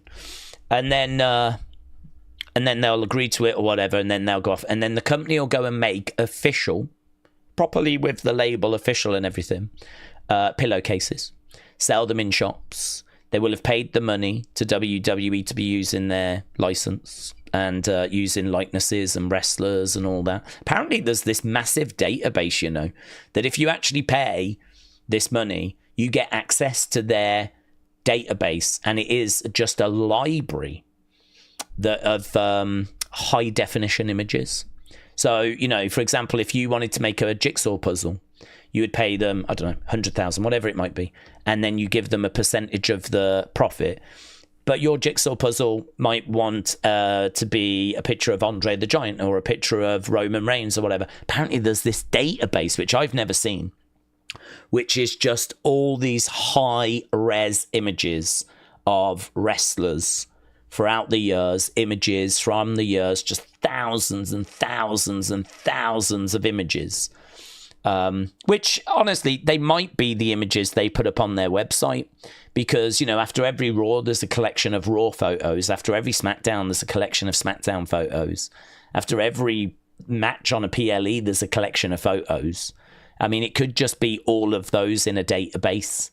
But, yeah, you have all those, access to all of that. You make your product, sell it, they get the money, the percentage, whatever. So the point I'm telling you all this is because there's a lot of license holders. There's people making cups, pillowcases, bedspreads, bobbleheads. I mean, you name it, it's being made, isn't it? And, of course, if you do sign that license agreement, then I'm guessing that you're allowed to sell your products on WWE Shop. So, you know, that's obviously a big marketplace for all WWE license holders.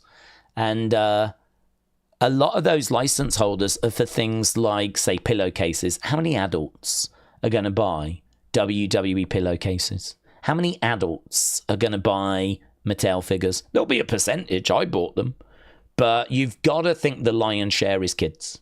And you've got to think the lion's share of backpacks and pencil cases and pencils and rubbers and all this kind of stuff. Not those rubbers, but erasers. But, you know, all that kind of stuff. You've got to think the lion's share is kids.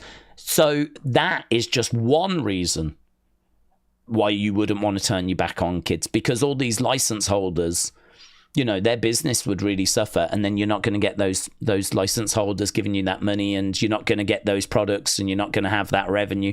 Plus then, of course, you know, that helps with ticket sales. If it was only adults that would go in and the kids didn't want to go, you're cutting down then on, you know, potential customers that are going to come and buy tickets. So that's going to make ticket sales harder. Views are going to be harder because now you're only appealing to adults rather than everyone. They try to appeal to everyone. So it's like, yeah, I think logically was this is why it's hard to see us ever going back to an Attitude Era, because then you're just going to really have too many people cut out. You're just going to have too many people excluded.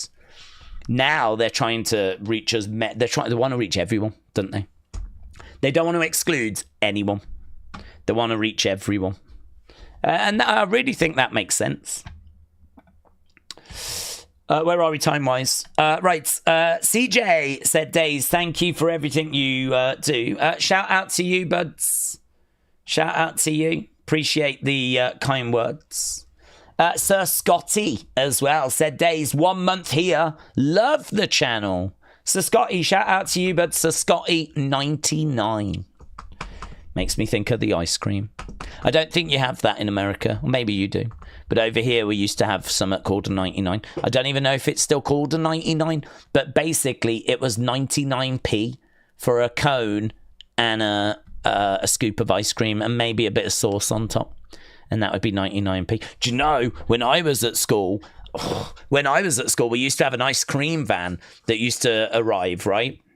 At lunchtime, he would be, at first, he was not allowed on the school grounds. So he used to park by the railings. The problem with that is a load of kids were putting their hands through railings to buy products from him. And I think the teacher saw it and went, oh, that's not great. If there's like a push or something, their arms are going to get caught in the railings. So they started to allow him onto the school property during lunch breaks, right? And he used to make a killing. Honestly, he had it sorted, mate. He had it sorted. Because everyone's lunch money just went to him. And one of the things he used to do was he used to have this shell wafer. And it used to have, I think it was like 3 scoops of ice cream, nuts, yeah? Not the testicle kind, but the sprinkly kind. And then, of course, you'd have your sauce on top as well. He'd put another wafer in as well. This thing was like £1.50, which at the time was a fair bit of money if you're a kid, right? If you're a kid at secondary school, £1.50. My lunch money was probably about £2 a day. Probably about £2 a day I used to get for lunch. Right, and I was meant to spend it on whatever was in the lunch hall. I don't think I ever went in the lunch hall. And honestly, you'd be like, okay, I could get a load of cola bottles. I could get a drink. I could get a chocolate bar. That would, all of that. Or I could get the shell. I could get the wafer thing with the. Oh, that's £1.50. I've only got £2. I could get that and a drink, and I'm pretty much maxed out. So these are the kind of dilemmas you have at school.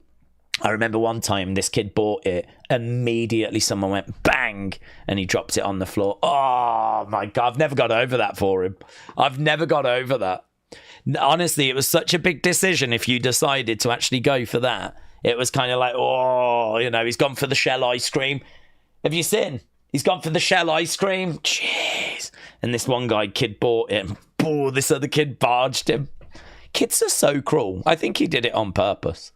And this kid just looked at the floor as his £1.50 of ice cream was just on the floor. Oh, God. I've never forgot that. I've never forgot that for him. My heart breaks to this day. But, the reason why I tell you that is because I have no idea how much that would cost these days. No idea how much that would cost. That would be so, so expensive. I mean, your money just doesn't go as far as it used to, does it? And let's not get started on ticket prices, by the way. I have no idea where that story was going, but, I hope you enjoyed it all the same. Martin, Wendy Lucho, shout out to you, buds. 10 Wrestling Daze memberships. We've got to do Hall of Fame. We've got to do it. We've got to do Hall of Fame. I'm literally writing the words Hall of Fame down because that's got to be done this week. So, Hall of Fame, we will get that sorted. If you are a member, you can basically nominate a community member that you would like to see go in the Hall of Fame. Top 4 nominations go in the poll, and then the wider community nominates the winner or picks the winner, right? But the members get to narrow it down to the shortlist. So we've been doing this since, God, what was it? January 2024 was the first year that we did it. First time we did it. So we've been doing this for a while now. And loads of deserving people in the Hall of Fame. So, yeah, we'll be doing that this week. So, Wendy, Lucho, Martin, shout out to you. Allowing 10 people access to the members side. And we had a couple new teams playing this week, didn't we? A couple new tag teams.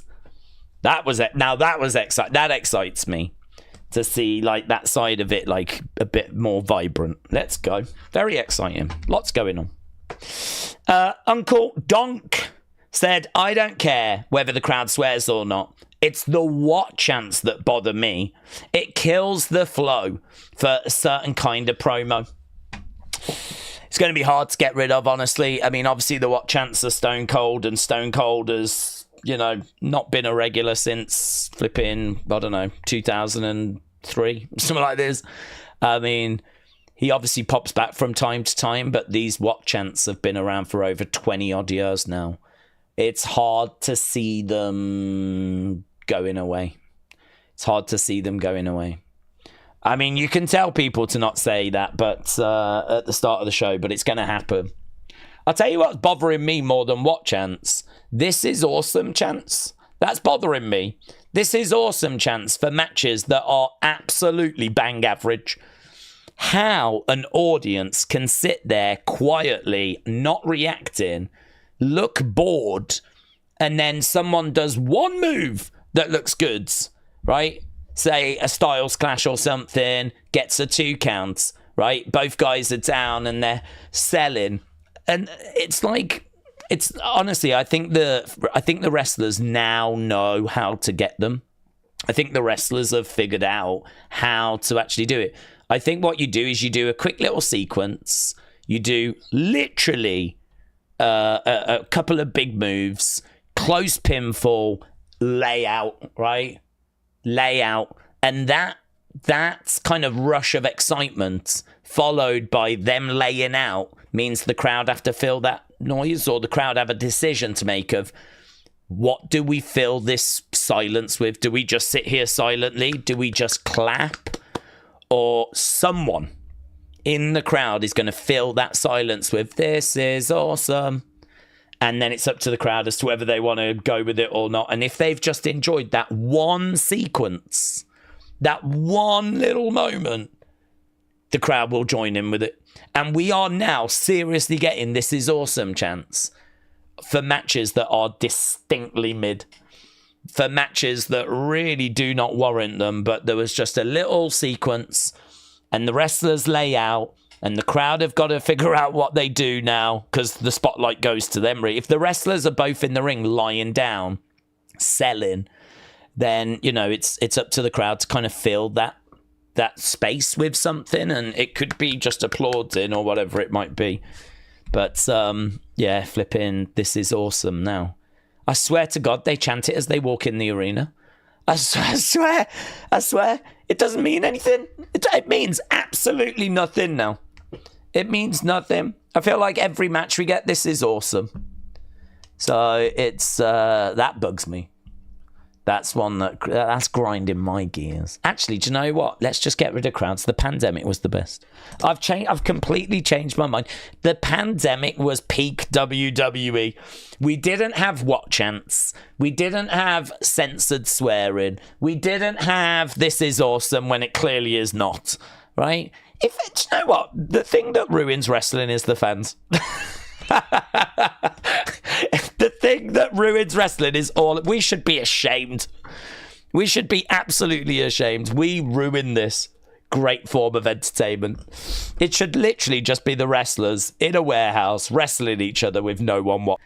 The King Yeti Supporter Awards, you know?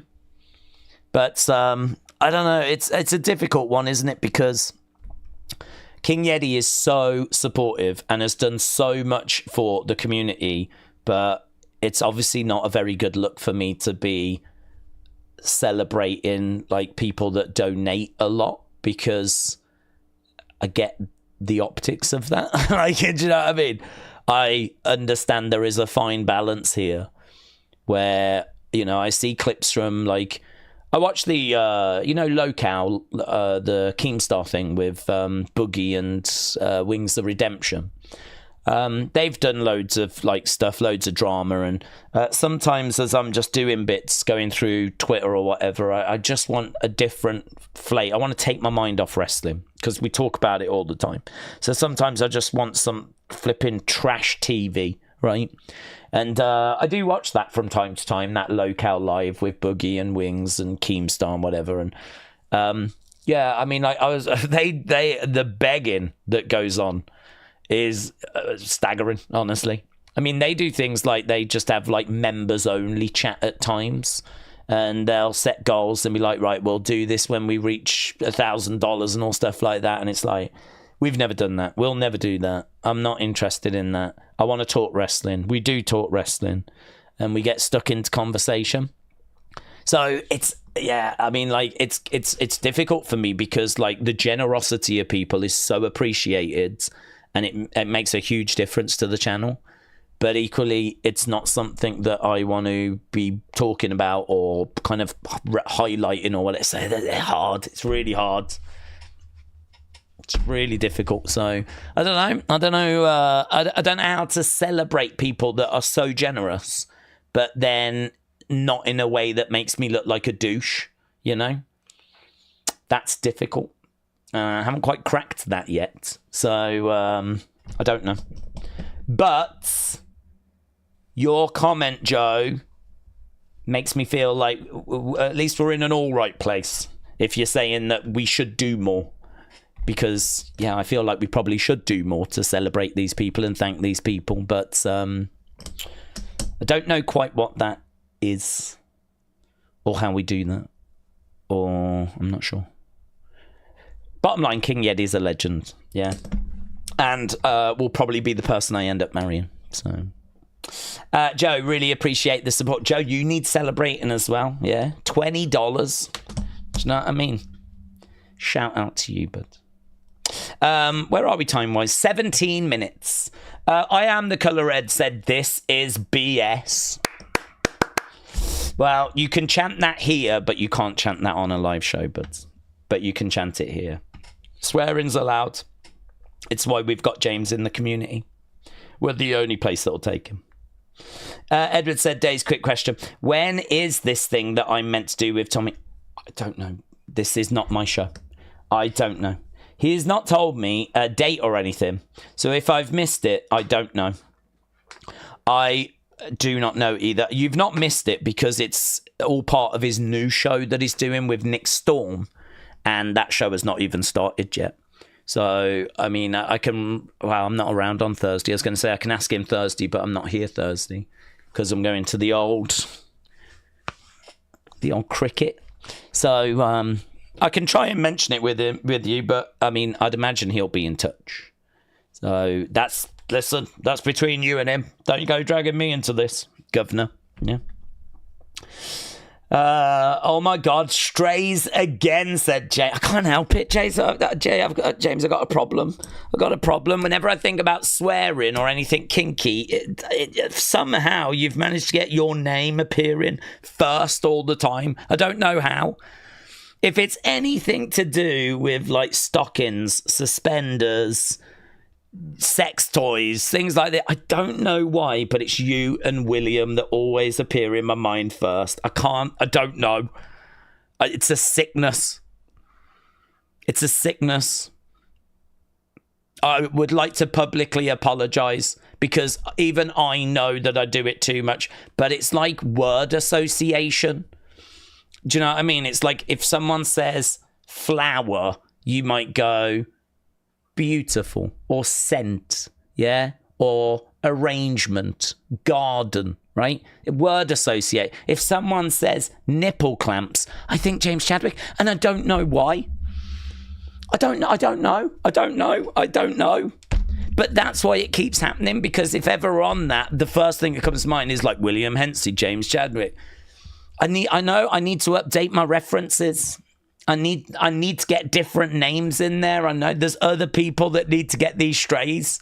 I agree. I'm publicly apologizing, James. I'm publicly apologizing. It's a sickness. I've got Chadwickitis. Anything to do with schlongs or anything like that, it's always James that comes to mind first. I don't know. It does need to be resolved because it's not fair. Pretty soon it will come. Listen, swearing. You can't blame me for that one. You can't blame me for that one. If anyone that talks about swearing, we all think James Chadwick first. Yeah. So you can't have me on that one. That's never changing. That one is cemented, and I think the community will say that's fair. But when it comes to like massive dildos and stuff like this, and I think of James first, that probably is unfair. That probably is unfair. And I don't even know why I do it. I don't even know why I do it. I don't even know why that's there now. I need some help. And listen, I'm just a young lad sitting here now reaching out for help. I'm asking for guidance, some help. I want to be better. I want to be a better person. Yeah. I don't want James catching all these strays. I want the rest of you catching strays. Yeah. But I don't know how I do that. I will work on it. I promise you. I will work on it. I think by the end of the year, it's going to take time. By the end of the year, I think we're going to be in a really positive place. And actually, ironically, if that happens, James, I think you'll miss it. I really do. I think you'll miss it. I think if we do actually get to a place where I don't have that word association anymore, I think you will find there is a void in your life. I think you'll start to think, do you remember when I used to catch those strays? Oh, that was fun. Yeah. And I think honestly, I would say enjoy it whilst it's around. The Sick Hurricaneman said, Daze, we've been told to stop cursing and pay more for shows, only to get dog poop, but they're making money. That's right. Yeah. Don't swear. Don't have fun. Pay more money. Shut up. Yeah. That's what we do now. William said, Daze respects me. Listen, I respect you all. I respect you all. But it doesn't mean that I'm not going to be throwing strays out there, right? It doesn't mean that you're not going to be getting hit with a few shots from time to time, yeah? But it comes from a place of love. They're love shots, yeah? Not like semen or anything, but like, do you know what I mean? Sometimes streaming is really difficult. Chet said, I'm getting a Wrestling Daze Letterman's jacket made. I will send you pictures. Oh, that sounds nice. That sounds nice. Look, even Nita Nitro's like, yeah. But she wrote that before I even said anything. So I only said this is what happens a lot, you know. I verbalize the things that certain people are thinking. You think it, I verbalize it. I'm the one that gets the blame. I'm the one but you're thinking it anyway, aren't you?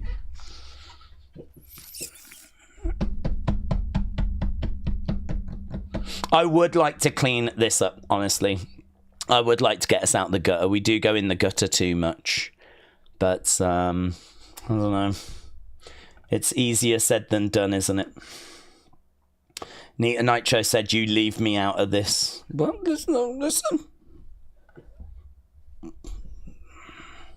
Joe said, keep doing what you're doing. You seem like a genuine good person. I'm the best. And a jackwagon. What's a jackwagon? That's why we're loyal to you. A jackwagon.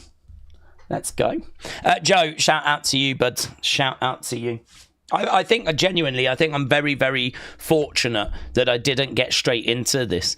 I think if I had have come out of school and gone straight into this, I think you probably would have your head in the wrong place. I think it's very easy to get carried away and to not keep your feet on the ground, you know?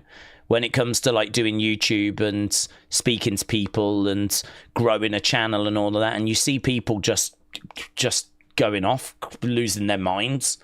But I'm really fortunate that I've worked for 15 years and have, like, you know, served the public and been in retail and worked tills and stacked shelves and done night shifts. And do you know what I mean? I know that this is an honour. I know that this is not to be taken for granted. And I would like to think that I've done okay to this point in not taking it for granted and for treating it with respect and knowing that this could just be fleeting, right? And I think that keeps you grounded, honestly. And I think it's really important that you have that. This is why there's so many of those kind of accounts out there I just do not have time for. This channel, it's just awful. Everything's awful. We're just here to watch wrestling together. Yeah, that's all we do. And throw strays at James. But we're trying to better ourselves with that. And I think we will make some progress one day. So, Joe, shout out to you. And Cynthia said it's because they are pervs. Who? Everyone in the chat, Cynthia? Have you just gone to everyone in the chat? Love that for you. Cynthia, yes. I think you're right. I think me and Cynthia are lovely, innocent people. I think it's all of you. And the reason we go in the gutter so much, you need to look in the mirror, yeah? Because I don't think you'll like what you see. I don't like what I see when I look in the mirror. No, I'm joking. I love it.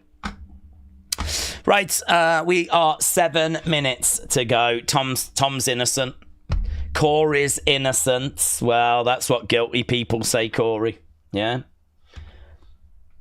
There's a lot of guilty people I've seen on stands saying that they're innocent. Wrestles Lame said, "Excuse me. Listen, you do a bit of self-reflection. You'll find the answers yourself. Yeah, don't go gunning for me. Don't go gunning for me." Suzanne said, "I'm innocent. Sometimes." I've heard this about you, Suzanne. That sometimes is doing some heavy lifting. Edward said, "Daze, what do we think about me when someone says a word every time someone says old? I think of you." Oh, if someone says old, you think of me. That's fair. That's fair. Because I'm the opposite of old, aren't I? I'm young, I'm 21. So, of course, the irony there is I'm not. And so when someone says old, your brain automatically thinks of someone that isn't. And you think Wrestling Daze. So, yeah, I mean, that makes sense. Makes a lot of sense. And as everyone knows, I dye my beard grey so that I do look a little bit more older than I actually am. So that when we do talk about wrestling, I'm just hoping I get taken a little more seriously. So it's all part of my brand, really, to be honest. Right, 5 minutes to go. Dean said, "I've not been here that long to be accused." Well, Dean, that's convenient. That's convenient, Dean, isn't it? That's a convenient excuse. Are you using Starlink again since Edge? Well, I don't have any lag, honestly. It's holding okay at the moment. I mean, actually, you are going to make me check if I am on Starlink. Am I on Starlink? I don't really know what I'm doing, honestly. It says internet access is Starlink, but I'm connected to my 5G router. So I don't quite know what that means, but Starlink's in the mix. Starlink's in the conversation, yes. Joe said, "I was being nice, a jack wagon instead of a jack ass." I already called you a boomer at Madison Square Garden. I know. I have to go easy on you. That's okay. I don't find boomer offensive. Boomer's okay. I chuck it around. And the word boomer. I did retail too. So I get your feelings about being fortunate to have a successful channel. Yeah, I mean, it's just, it's not even a successful channel. It's just lovely having people around. It's lovely that I can do this and I don't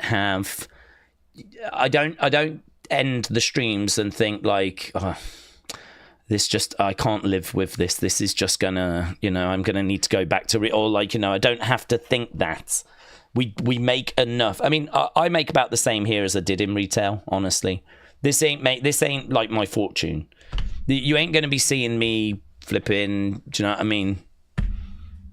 Going off to exclusive parties and all this kind of stuff. I mean, I think it can really get blown out of proportion. I think people think that this is like, if you do well on YouTube, you're raking it in, and that's just not true.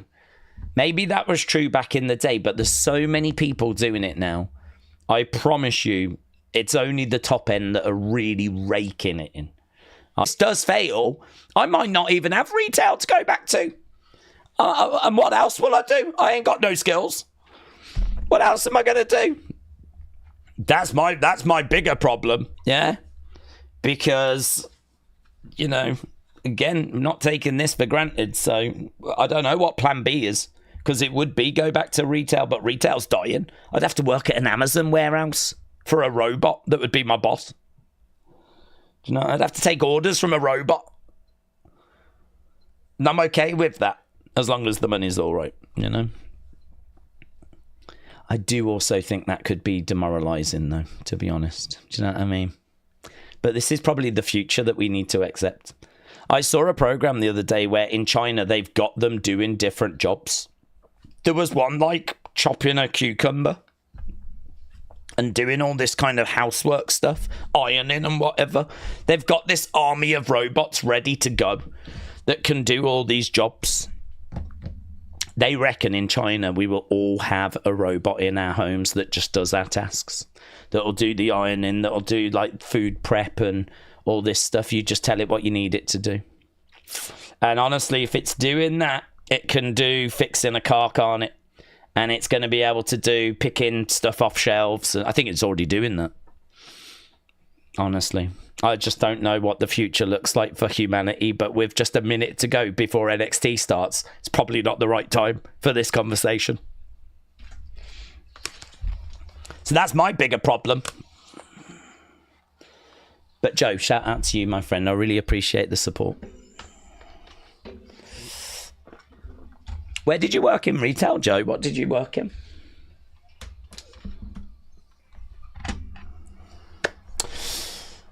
Daze, I know about your Only Daze website. Well, that's where the money is. That's where the money is. It's just me naked, surrounded by balloons. Pretty small balloons, to be honest. But you know, that we're seeing some real growth over on my OnlyFans. Some real growth. That might be what guys, I'm not even joking, if this falls apart, that might be what I have to turn to. And I would be so good at it. Because if I need to turn on the sex appeal, you ain't seen nothing like it, mate. You're not ready. You're not ready. Daisy fans, said Corey. Dean said, I don't trust robots. Right, here we go. I am the colour red said, keep your nether regions unseen, please. Well, that's why everyone's support is so much appreciated. Yeah. I bet you all appreciate King Yeti a little bit more now, don't you?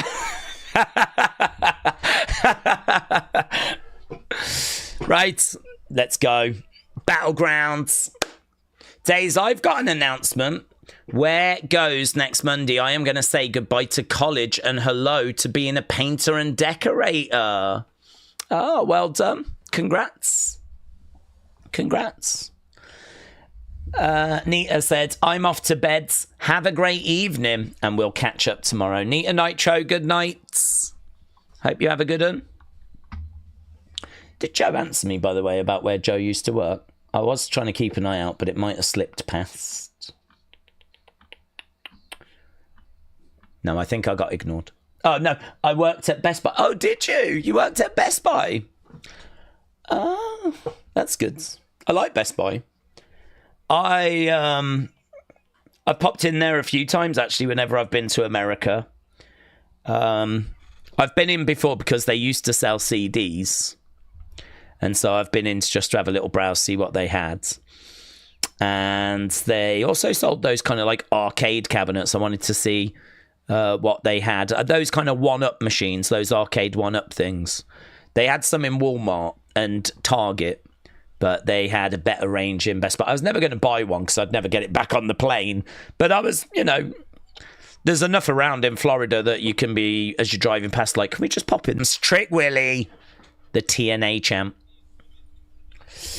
Days, what is the most interesting Dark Side episode? Hassan will tell the story and let's see what potential multi-time title holders have to say. What's the best Dark Sides? Don't know. I think a lot of them are stuff that we knew about. The one that I've enjoyed recently was Ludwig Borger because I didn't know the full story there. So Ludwig Borger is the best one that I've seen recently. Trying to think that a lot of the episodes are on stuff that we've already know about. You know, they're kind of the classic things that we already knew. Certainly the first early episodes. I'm trying to think if there was one that was really eye-opening. That was it the plane ride from hell? I think they did one on the plane ride from hell that had details in that I had not heard before. So that would be up there. But yeah, Ludwig Borger recently was really interesting. Oh, Jasmine's here. Jasmine Nix is back. There's Stephanie. So JC against Stephanie tonight. We are back at the Performance Center. We've got a few security around. Yeah, why have we got security around? What's this? NXT. Ricky versus Ethan. Let's go. What's the best action figure that you've ever had, said Dean? It's a good question. Best action figure. I do love the Macho Man WrestleMania 3 defining moments. I think it's a really special figure from a really special match. I mean, Macho Man Ricky Steamboat from WrestleMania 3 will forever be one of WWE's greatest ever matches. I mean, we are, how many years now? Coming up to 40 years past it, and it's still in countdown lists, and it's still, do you know what I mean? It's just, it's legendary.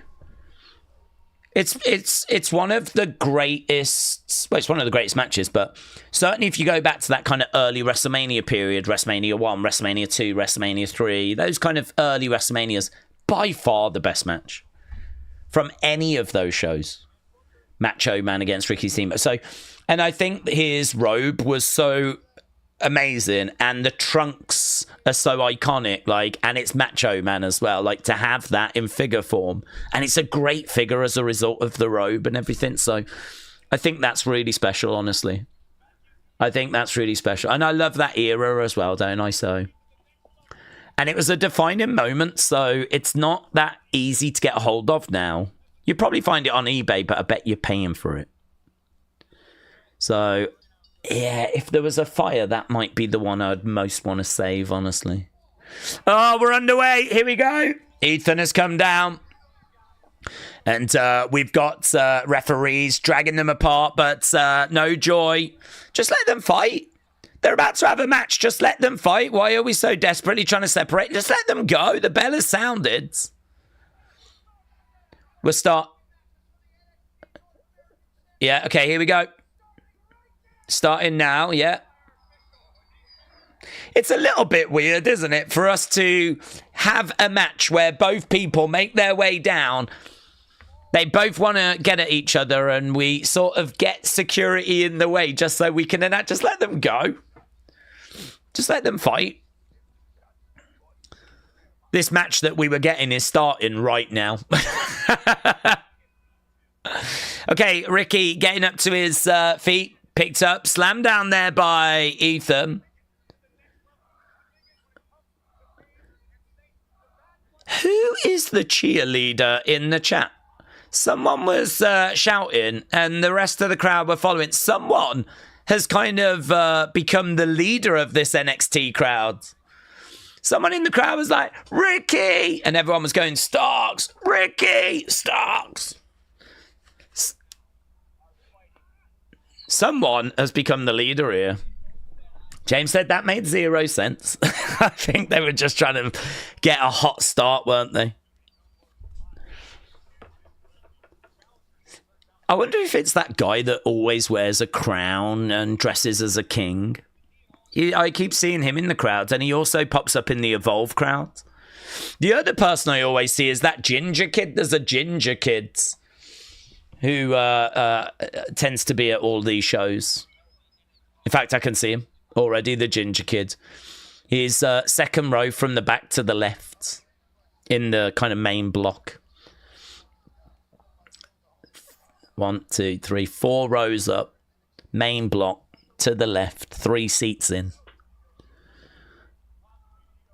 I don't think I can see that king guy yet, but he'll be there somewhere. Right now, we've got Ricky dragging Ethan to the outside. Big boot coming in. Yeah, I mean, just like there's always been with NXT, there is a community. You know, the people that used to go to Full Sail, you know, Izzy, for example. You know, you would see the same people going. That Kyle that always used to wear an Everton shirt. Ricky going into the ring steps. Don't see him anymore. I wonder what happened with him. I remember during Full Sail, he used to stand up and, like, berate the wrestlers and everything.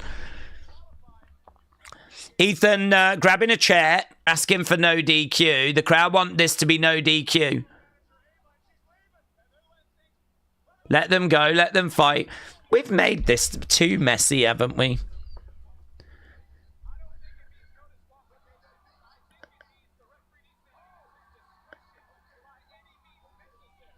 What are we doing? We were holding them apart. The crowd were asking for no DQ. The commentators are confused as to whether anything has actually changed. What are we doing? What's going on? We've so messed this up. This is a mess, said Tom. This is a mess. Why are security there, said Rare Breeds. Curtis said, this is weird. Kick coming in. I need a winner, is what Ava said. Well, hopefully they just let it go now. Okay, Ricky is in the ring, going over against the ropes. Double axe handle. Down goes Ethan. Ricky back up on his feet. We're at commercial break at the moment. Should have just made this no DQ in the first place, says James. I completely agree. I'm doing good, said Cynthia. Ava told them it was no DQ, said Taker 1990. The commentators seem to be confused as to whether that has been communicated or not. Hopefully the referee knows. Chop coming in there by Ricky. No confusion there. Let's go. Coming over, grabbing Ethan. He's got Ethan by the arm. And Ricky goes face first into the corner. Picture in picture, says Suzanne. Right now we've got Chop coming in there by Ethan. Another big blow there by Ethan. Ricky going over the other side. Elbow coming in there by Ethan as Ricky is in the corner. Chop coming in. I like this match between these two, though. I mean, I think Ricky's a really good babyface. I think Ethan's a really good heel. So I think that this is a really... It's a good match. I know it's a match we've had before, but... Clothesline, lovely, good work. Going for the pin, one. Just getting a two, but only just. Stroke Daddy is the chant as Ricky throws in a right hand. Ricky Saints in the ring, getting through the ropes, going to the outsides. Ethan down on his hands and knees. He's got Ethan over against the barricades. Shot to the midsection. So we're over by the fans. We're actually going into the crowd right now. This is pretty good. You lot have got picture in picture, haven't you? So you're not missing this. But we are in the crowd at the moment. Shots coming in. Blow coming back. Another strike coming in. Ricky unloading on Ethan. There's a load of people sat filming this. As they're over in the crowd. We got a shot there. Loads of security. The security guards are grabbing the wrestlers, dragging them back to the ringside area. Ethan having to go at the security guards. Ava has made it very clear that we need to get... Oh my God, Booker! So they just went into the commentary table. Pretty standard looking table spot. But Booker was all kind of caught up in it. Look, his chair's gone over. Crowd are chanting NXT. That's woken things up. Jared, hello. Said this is some final boss booking, a.k.a. a complete mess. Well, it is a mess. These two probably need to be in a cage. This needs to be no DQ. It needs to be in a cage. Let them fight is the chant. In the ring. Finish this in the ring, says the ref. Oh! Onto the chair! Onto the chair! Oh my God! Do you know what? I saw that chair and I honestly was thinking like, oh, that's dangerous because the legs were sticking up. He's just, oh my God! Oh my God! Onto the chair! Corey Graves is over. Obviously, it's going to be a spot and it's going to be a gimmick chair. But I was not expecting that. I actually thought that chair was there and it was really dangerous. He's foaming at the mouth. The chair has been obliterated. And look at Ethan. Ethan Page with a sick smile on his face. Oh, my God, that was brutal. Look at the chair. The chair is battered. They're going to show a replay. Look at this. Look at that.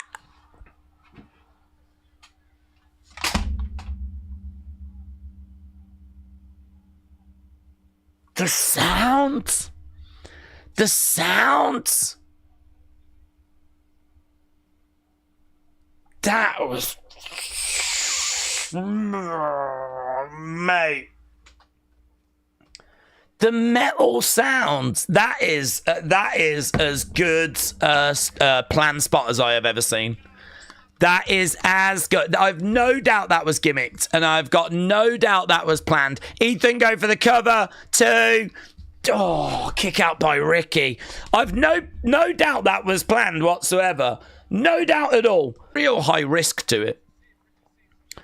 Oh my God, what a moment. What an amazing moment.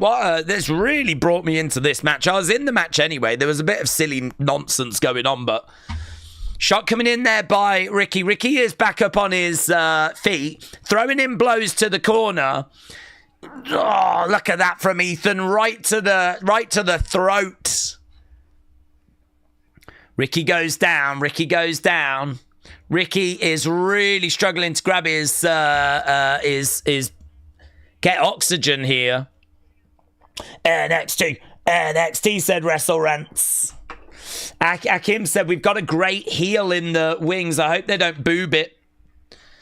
They've got a great baby face as well. I mean, Ricky has got nothing in the gas tank here. He's trying to throw in some shots there to Ethan. Ethan throwing some blows back. These two in the ring throwing shots at each other. But the selling by Ricky is so good. So impressive. I mean, honestly, after that spot, Ethan should win this. Ethan should win this. After that spot, I mean, it was, oh my God, super kick. Ricky goes down. It's going to take a lot to put him away, but he could do it. He's got him on his shoulders. No, into a DDT. Whoa, mate, what a match. What a match, apart from the nonsense earlier. Crowd are chanting, this is awesome. And honestly, I know what we said earlier, but I'm not hating on them chanting it here. I'm not hating on them chanting it for this bit. That spot was really something special. One of the best planned spots like that I've seen. Because I saw the chair there and it's sticking up, and in my mind I was like, well, that chair looks dangerous. You'd normally move that out the way. No way did I think he was going to get planted on it. Nice belly to belly there by Ricky.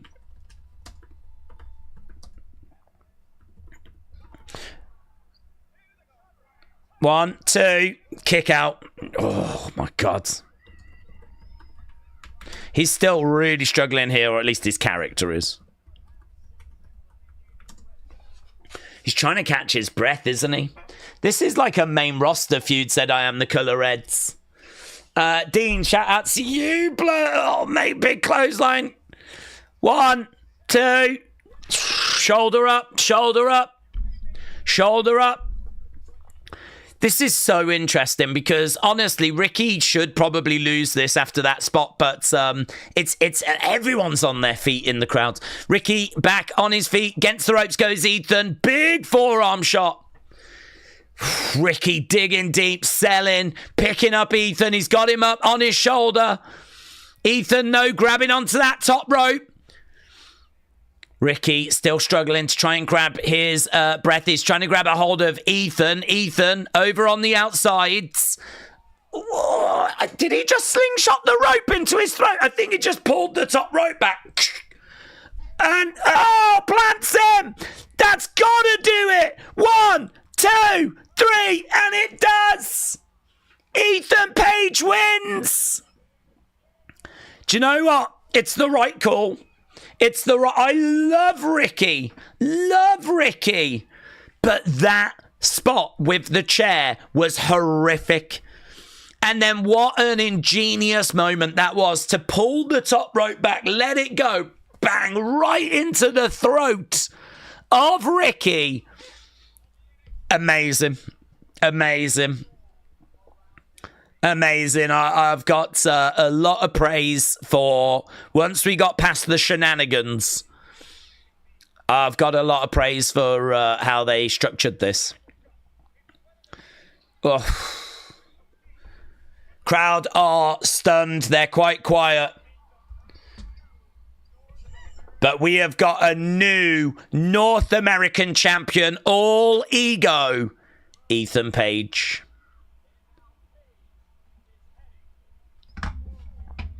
He's heading to Worlds Collides. Okay, let's get the match scores. See what people thought.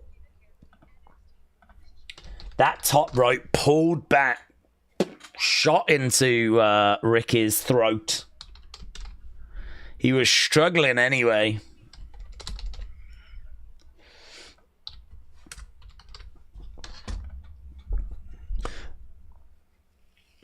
Okay, so Fallon said she thinks it should be her that's facing Stephanie tonight. Nice, that was awesome. It's Ethan's best match, said Boom. I agree.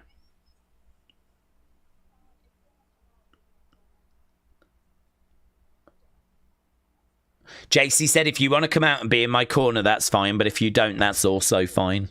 Here's Mike Santana. He's had a big falling out with Ortiz, hasn't he? Like, he just doesn't really want anything to do with him anymore, does he? Or at least that's what I heard.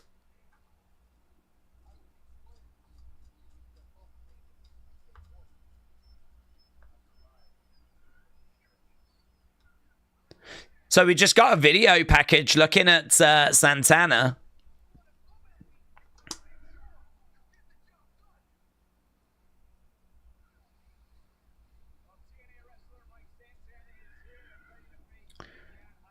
Mike Santana against Tavian Heights. That match coming up next. Both guys have really blossomed in NXT, said Nick. I thought they were going stale in AEW, but both guys have got potential to become champions. I agree. It's those kind of matches that really elevate people. It's those kind of moments and matches that really, you know, they put that, it adds respect to the name, doesn't it? You know? I was not crazy about Ethan when he first came in because I didn't think his matches were that great. I wasn't grabbed by his promos. I thought they put the belt on him way too quickly. I've so enjoyed him since he's not been around the title, and actually that when he was like murking people and you know, like throwing them, like breaking their arms and all that stuff. That feud with Javon. And that match that he has with Javon at Madison Square Garden, I mean, actually, that might be his best match. But what we just saw here was, again, just more excellence. So he's really, really risen up in my eyes. And, yeah, in regards to Ricky, I've always loved Ricky. But, yeah, I really enjoyed that. Really enjoyed that. Ethan has beaten Ricky for the new NXT North American Championship, rank B+, says Blue Will Sonic.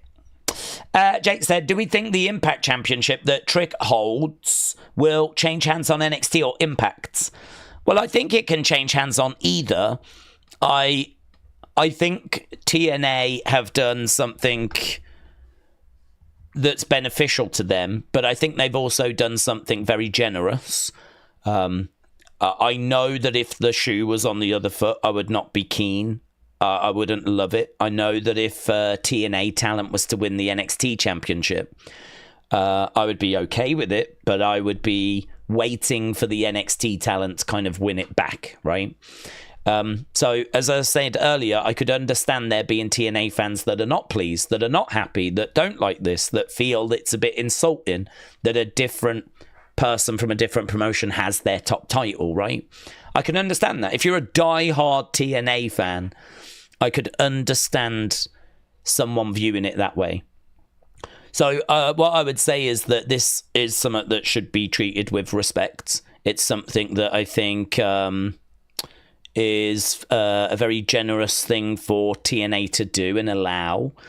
obviously they're allowing it because they're hoping it's going to bring more eyes to their products, and I hope that works out for them. And I think it would probably be wise, although not essential, but wise, to allow a TNA talent to win it back on TNA. I think a TNA talent challenging for this belt against Trick at, say, Slammiversary, and going with the vibe of, I'm going to get this back for TNA. A TNA talent should be the holder of that belt. I'm going to get it. I'm going to bring it home. Something like that. It wouldn't shock me if that's the kind of message that the challenger from TNA goes with. So I would probably, if I was booking, would probably look at something along those lines. So I don't know that I would be, keeping it now in NXT and passing it amongst NXT talent and all this. I think am quite tuned in with how this could be getting perceived with TNA fans. So I would not want to be angering them. You don't want TNA fans down on this relationship, Don't want TNA fans to be thinking like this just is an insult and this isn't working for us. I don't think they're thinking that. Maybe James can tell me. James said, I'm a diehard TNA fan. I love it. It benefits them in the long run. Well, that's good. I think that's a really healthy way of looking at it. I think that's how I think it should be viewed. But I also know that not everyone will view it that way. Obviously, you're going to have people that are going to have a different of opinion. But yeah, no, I think it's important this is treated with respect. So I think you're obviously going to have Trick come out, maybe saying like, I'm the TNA champ, I've shown I'm better than all of them, blah, blah, blah. He'll come out with stuff like that because then it sets the table for one of those TNA stars to prove him wrong. So, but yeah, no, I'd have him drop it back to a TNA talent on a TNA show. But now, fair is fair. It's open season. TNA should get an NXT championship. So, it should be that an NXT belt is won by a TNA talent as well. Fair is fair, innit? But I don't know that we do that right now because, that's obviously a big story. So you might want to just kick that down the road a little.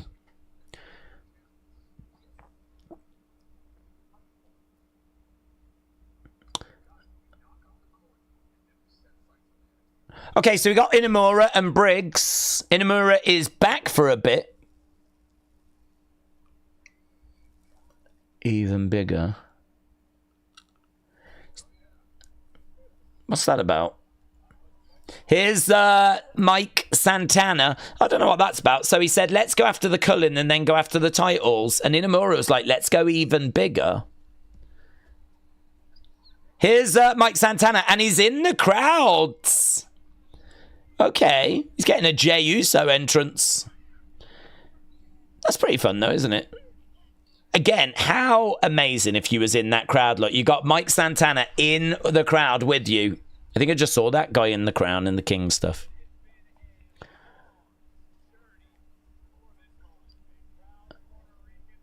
Proud Puerto Rican Santana makes his way through the crowds, gets a great reaction.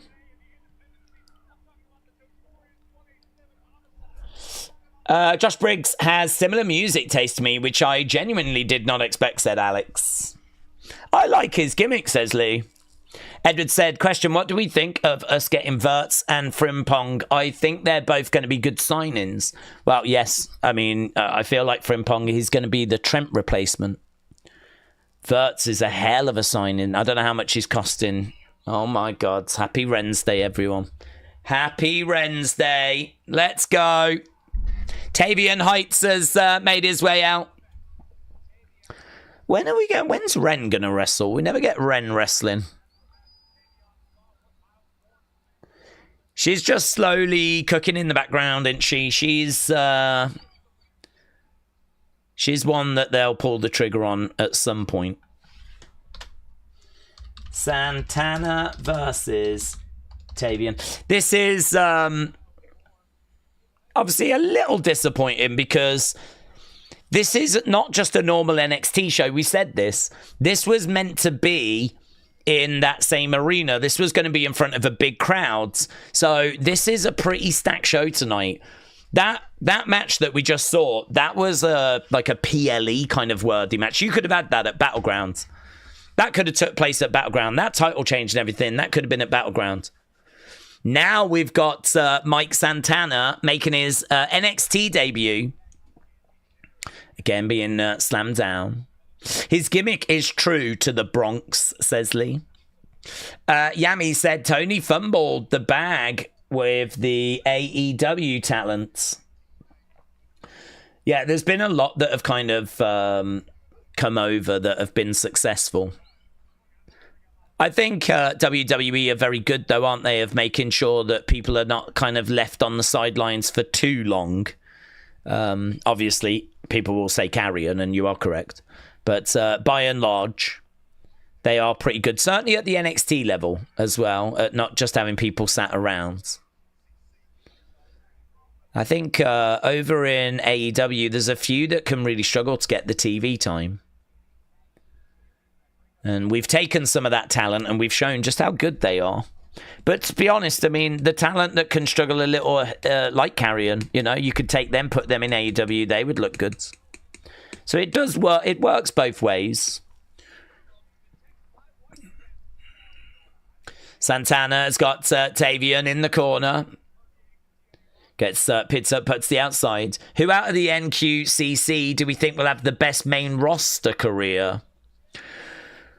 Oh, Santana tries to flip over, land on his feet. Gets caught, crossbody. It's a real good question, that. It's a real good question. Who do you think? Because I think all of them bring something. It's hard to know what Tavian's going to go on to do, but he's got the best look. Tavian's got a good size to him. But, you know, he could turn out to be like the next Angelo Dawkins, you know. He could end up in a tag team and be a tag team guy. I like Ren, but there's a lot of people ahead of her. Charlie Dempsey hasn't quite found that thing that's going to connect him with the crowds. Miles Bourne obviously had a big opportunity and looks really good. I think with his disability as well, you've always got that story. The obvious answer as of today would be Miles Bourne. But, I don't know. It's hard, isn't it? Because I really like Ren. And I've always liked Tavian. Certainly when he went to Japan, he did really well over there. He's got a good size. Oh. And it's going to depend how he develops. Going for the cover. But what's your answer, Wrestle with Andy? You asked me, I'm asking you now. I'm going to go Miles Bourne. And it's an answer I hate. Because he just had a world title match. And it seems super obvious. But I think clearly he did well in that match. I think it shows they see a lot in him. I think his disability adds something to his character. Certainly adds to, you know, fans connecting with him. And I could see that being something that he uses. He looks good as well. He looks like a young, smaller Randy Orton. I mean, that's nothing bad in that, is there? But I don't know, Ren's good. Round the back, Tavian. Lovely! Great German. Going in. I mean, look, Tavian's got a good size. If this guy really can work, he could be somewhat special. Cringe Wolf, shout out to you, said Daze, now that Joe Hendry lost, do you think we see him as a potential qualifier for Money in the Bank? Can anyone from NXT qualify for Money in the Bank? I don't think we see him as a Money in the Bank qualifier. They're not looking to use them at that level. So I would not be expecting him to. I wouldn't expect him to be in the qualifiers, no. Can anyone from NXT be in the qualifiers? I would say there's no rule that I'm aware of that prevents it, but because technically, Roxanne didn't sign her contract till the other day. We saw Roxanne sign her Raw contract the other day, which means she must have been an NXT talent when she had qualifiers for money for Elimination Chamber. So you would say that NXT talent wouldn't be in the Elimination Chamber, but we had one this year with Roxanne. Obviously, we allow anyone in the Rumble. I mean, that could be anyone. We've had celebrities in the Rumble. So the Rumble can be anyone. Joe Hendry's been in the Rumble. But when it comes to Elimination Chamber and Money in the Bank, you would say that's largely going to be Raw SmackDown.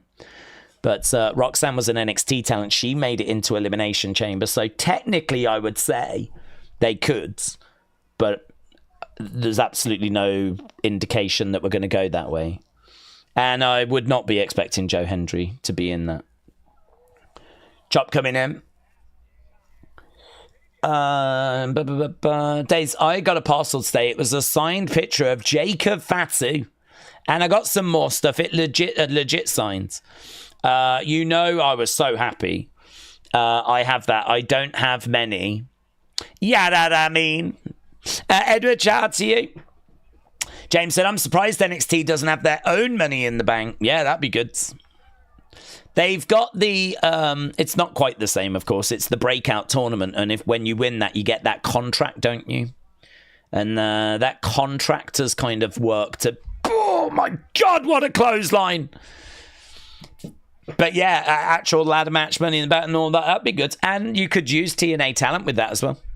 Imagine if you did it at the NXT level and it had TNA and NXT talent competing. Oh, big clothesline there. Right now we got Tavian hurling Santana, and again another big shot.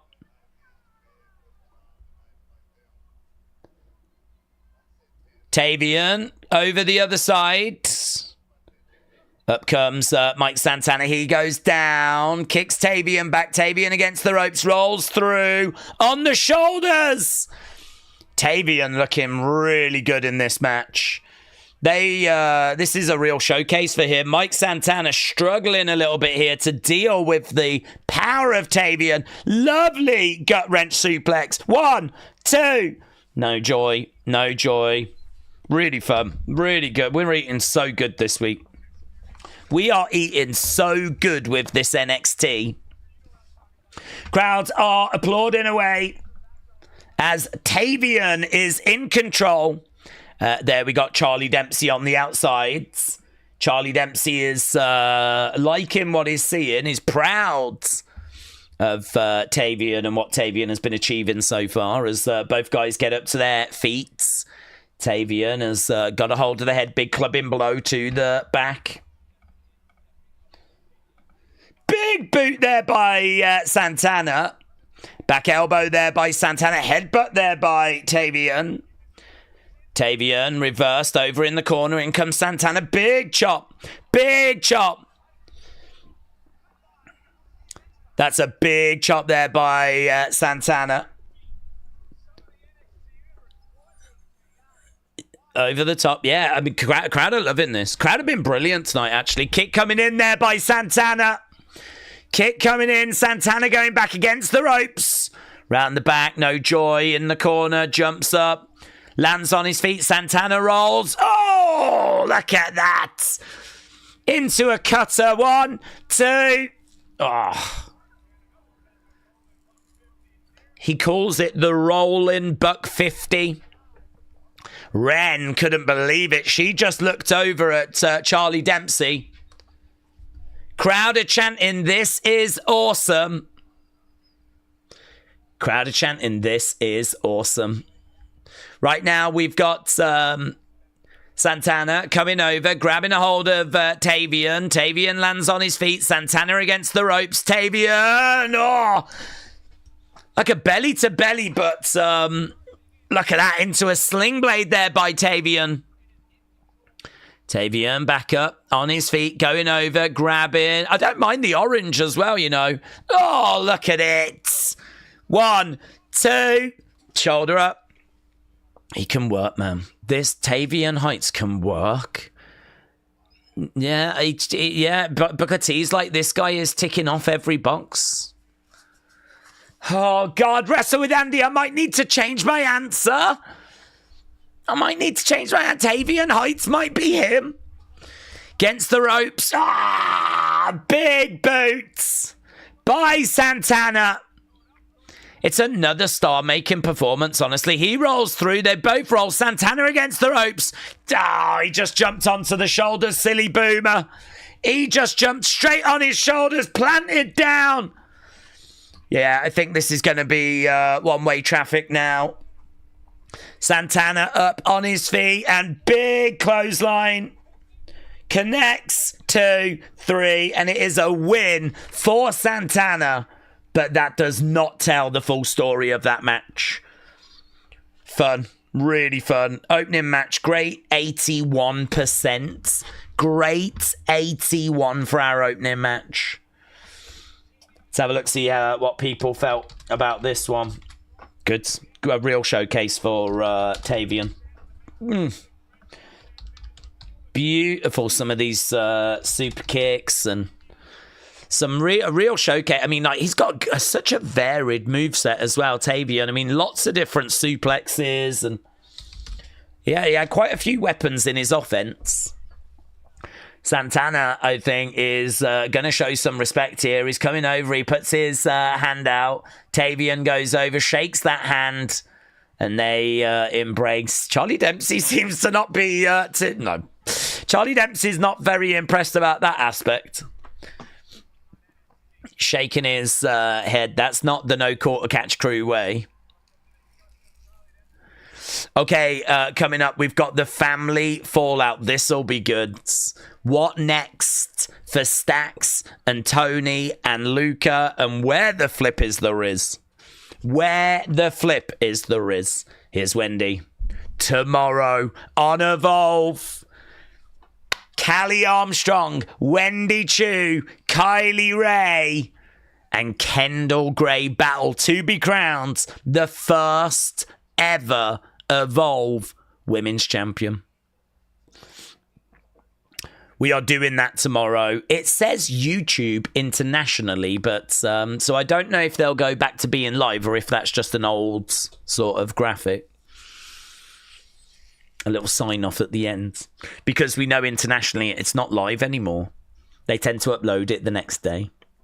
But if you are in the UK, or if you are in a country that is not America, get a VPN, turn your VPN on, right? Take it to dinner, wine it, dine it, treat it right, turn it on. Then you can get onto Tubi. That's what I do. Liars. YouTube internationally, my ass, says James. At least we know that Luca wasn't killed by Stack, said Porky Pig. Well, that's true. That's true.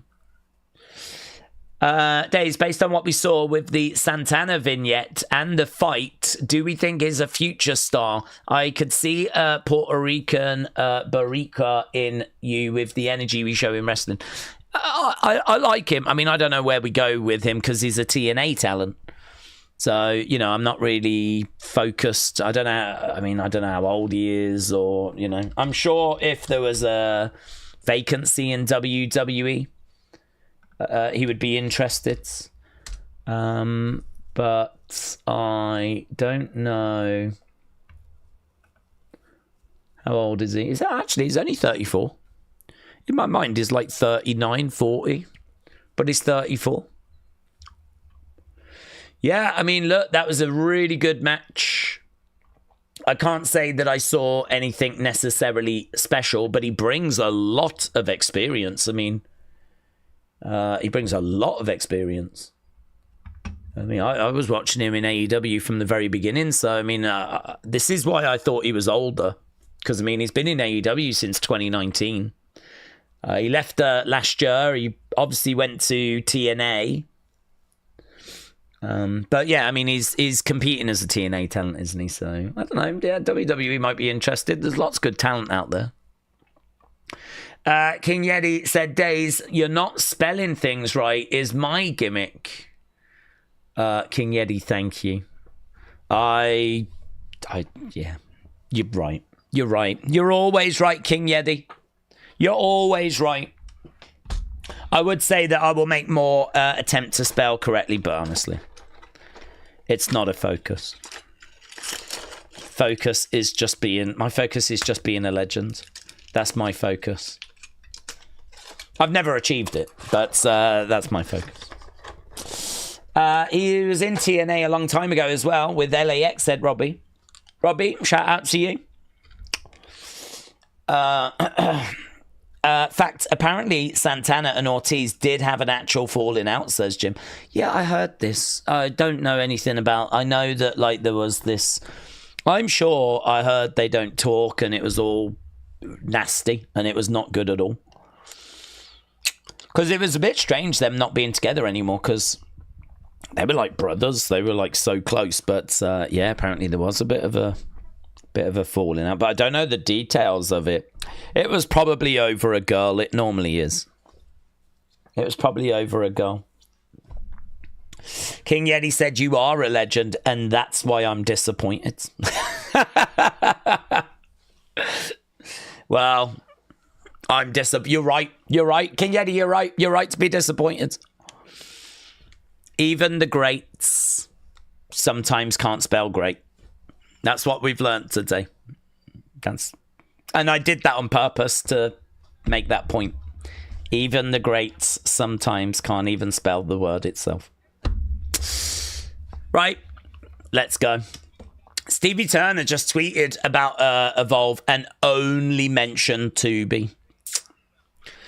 I wonder why WWE hate people. I'll leave it at that. I wonder why WWE hate people. I was going to say from countries outside of America, but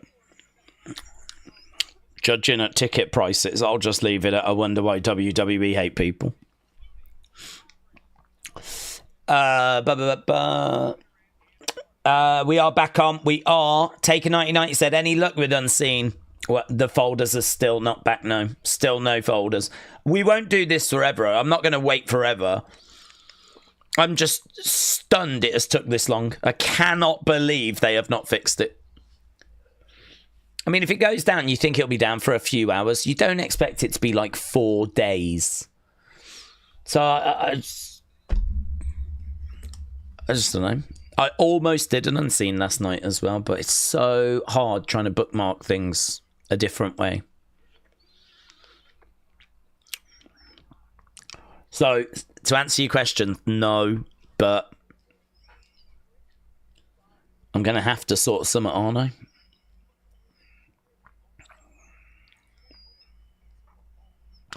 Okay, we just got a video package for Tyson, Tyreek, and Wes. We're not selling out, we're buying in.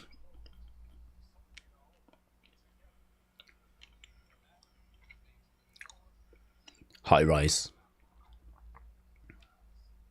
I like that name. High Rise. It's a good name. Okay, here's Andre Chase with Chase U.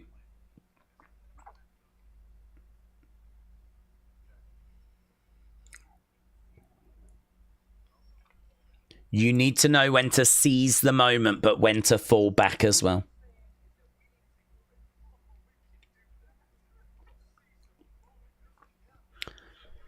Okay, there's Ava.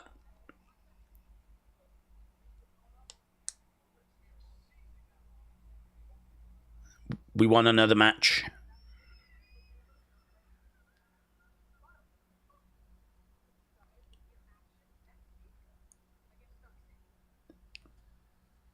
Dark State.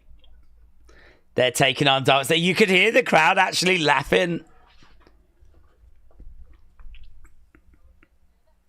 Oh, so they've got Andre Chase involved as well. Look at Andre Chase.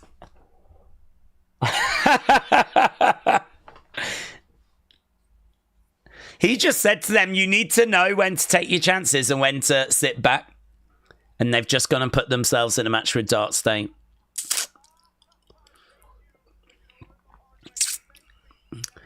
That's good. That was good. That was fun. Corey's loving it. Oh my God. That's cruel. Okay, now we're looking back at Tony. Daze, have you tried clearing your browser cache? If that does not help, you might have to reach out to support and file a ticket. Don't count that they're working on it. I have not tried clearing my account of cash, but there was so many problems with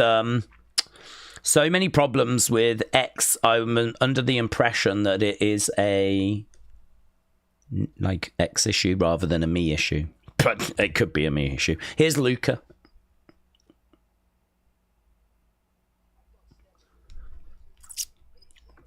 I thought Stax had clipped you in the desert.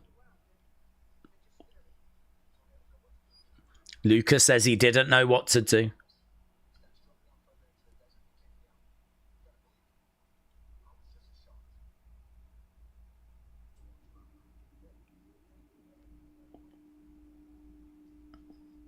Why didn't you reach out?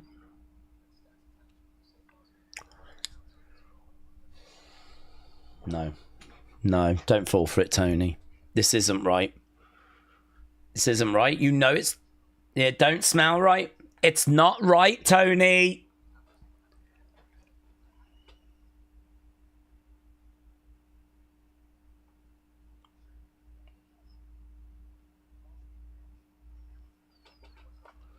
You cost me the match. Save it. I don't know who to trust. No. No. No. There's Trick Williams in good spirits. Oh, already got some whoop that trick chance. Right.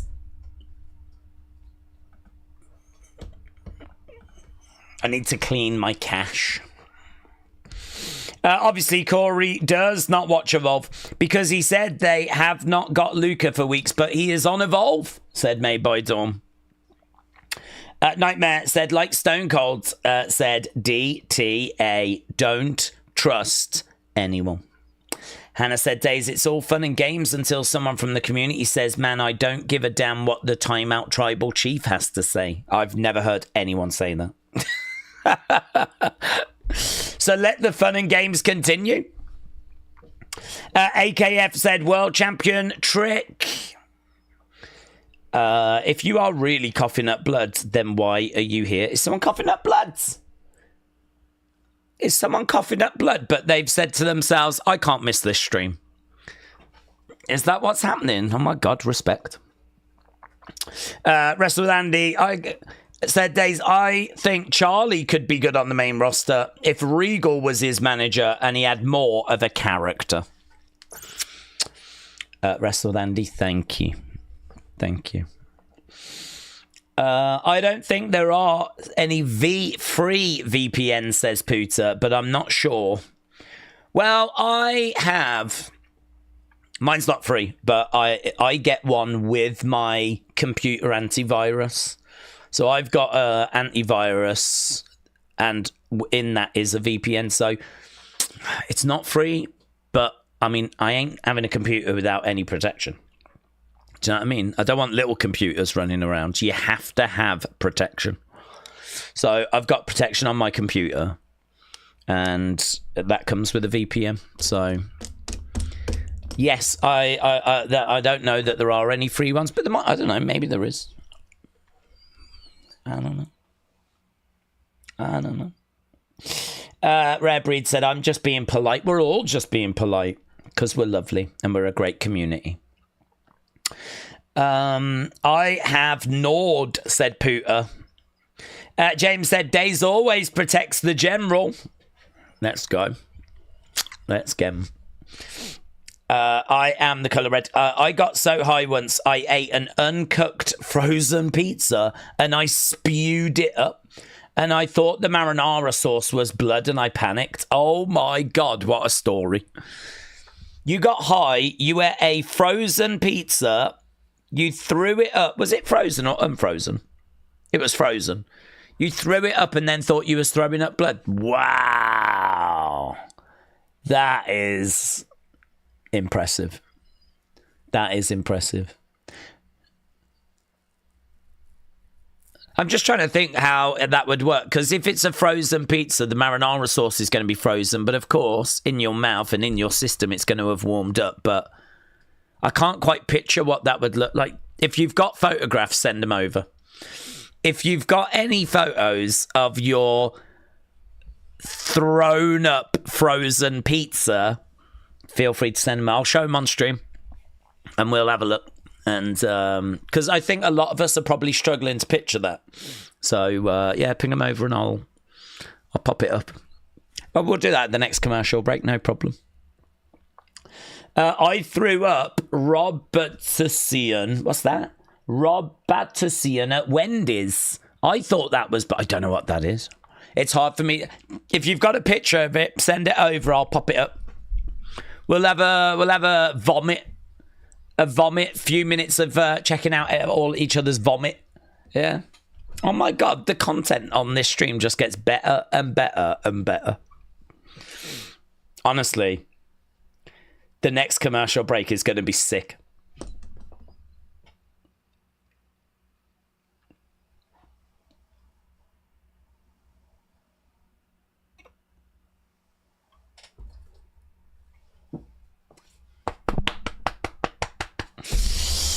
Oh, God, it was a walk, but it was worth it just to get there.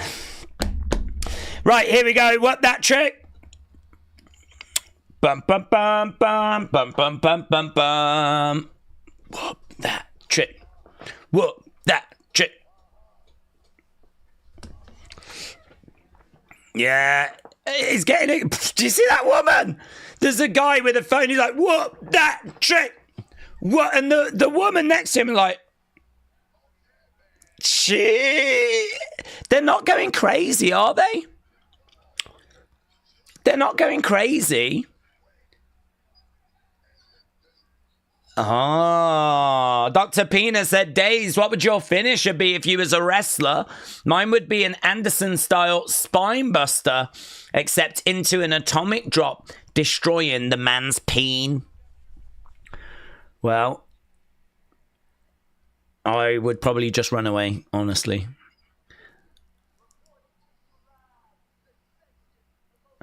Yeah, it's not an overwhelming reaction for Trick.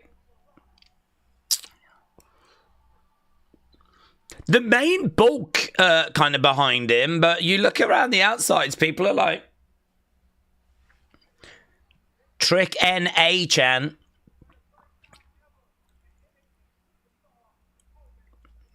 For the first time ever, an NXT superstar is holding TNA golds.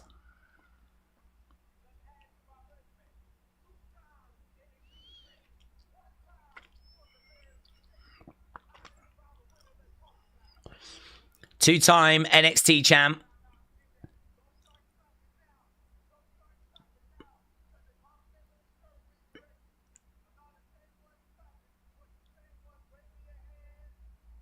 Don't start clapping now.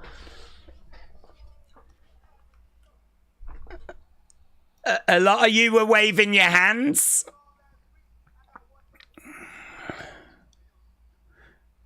Don't you feel stupid if you were singing along last week? Average Joe chant.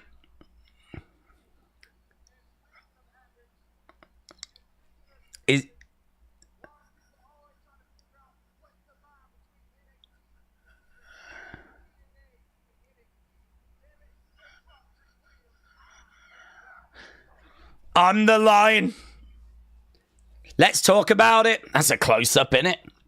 Let's go. Look at this. He's dressed like a cow as well. God. Is that like proper cow skin?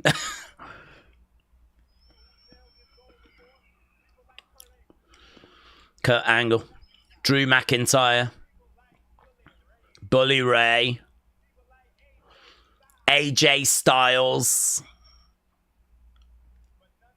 None of them can compare to Trick Williams.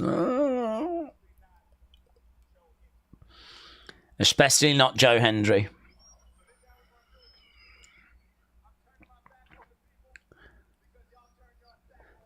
I'm turning my back on the people.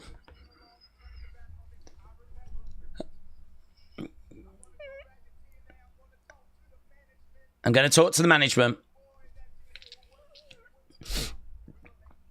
We're going to make some changes.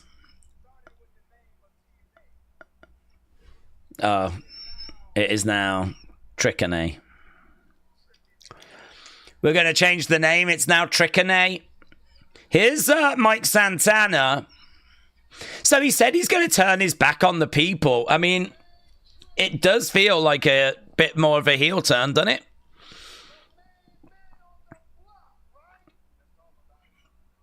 The main man on the block. Let's talk about it.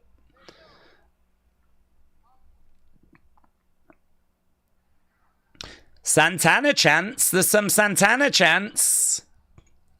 Great performance from him earlier.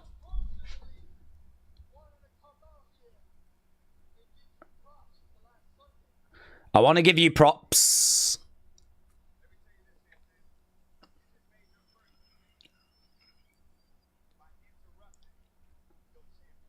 Your champion. You just made your first mistake by interrupting your champion.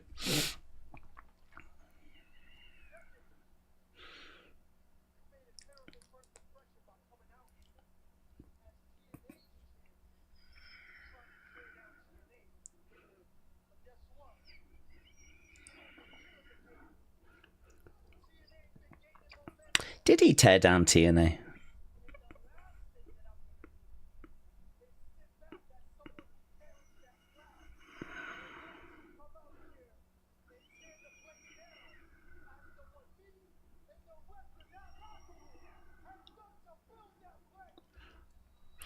Good. It's what it should be. It's the rah-rah speech from Mike Santana. I suppose he did say he was going to rename it Trickone.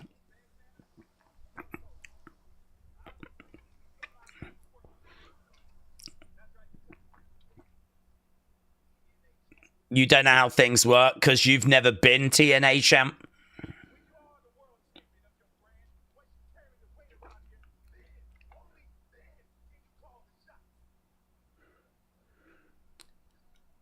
It's good from Trick.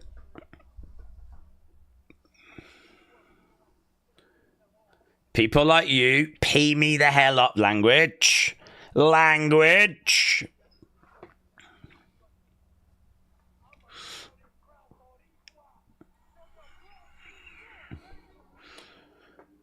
Loud and proud.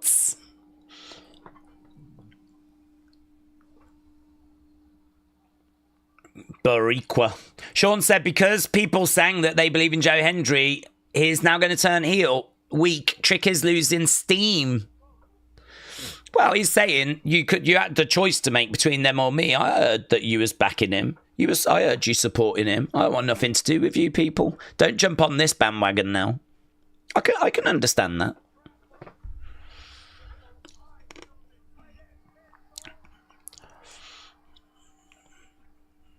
Okay, he has a little pop at Trick.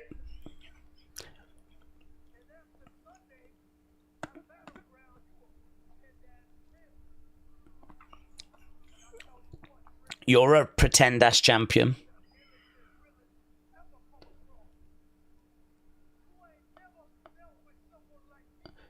You've never dealt with someone like me.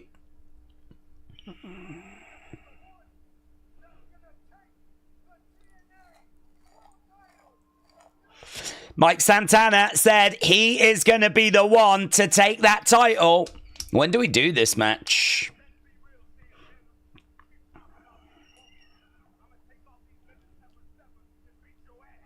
These lemon pepper steppers. Okay. Santino. Tricky Williams. Tricky Williams, congratulations. You will be a fighting champion, Tricky Williams.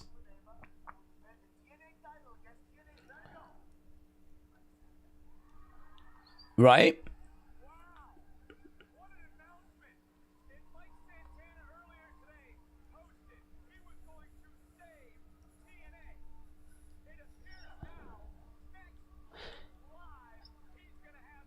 But what show? Next week, we're going to do the match, but is that on NXT or is that on TNA? Tricky Williams. Oh! I think he gets past Santana. Santana is more over than a strawberry pop, said William. He's very popular, yeah. He's got great support. That TNA championship down in the ring.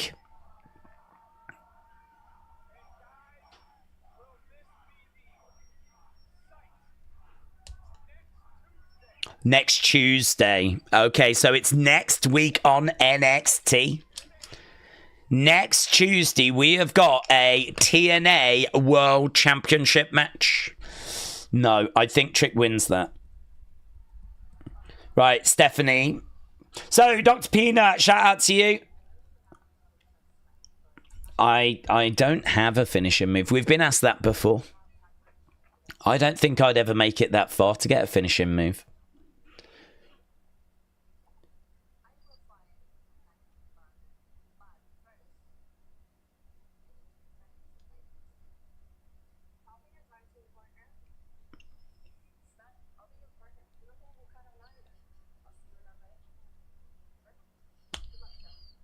Okay, so watch. That's going to be for Worlds Collide, Stephanie and Lola.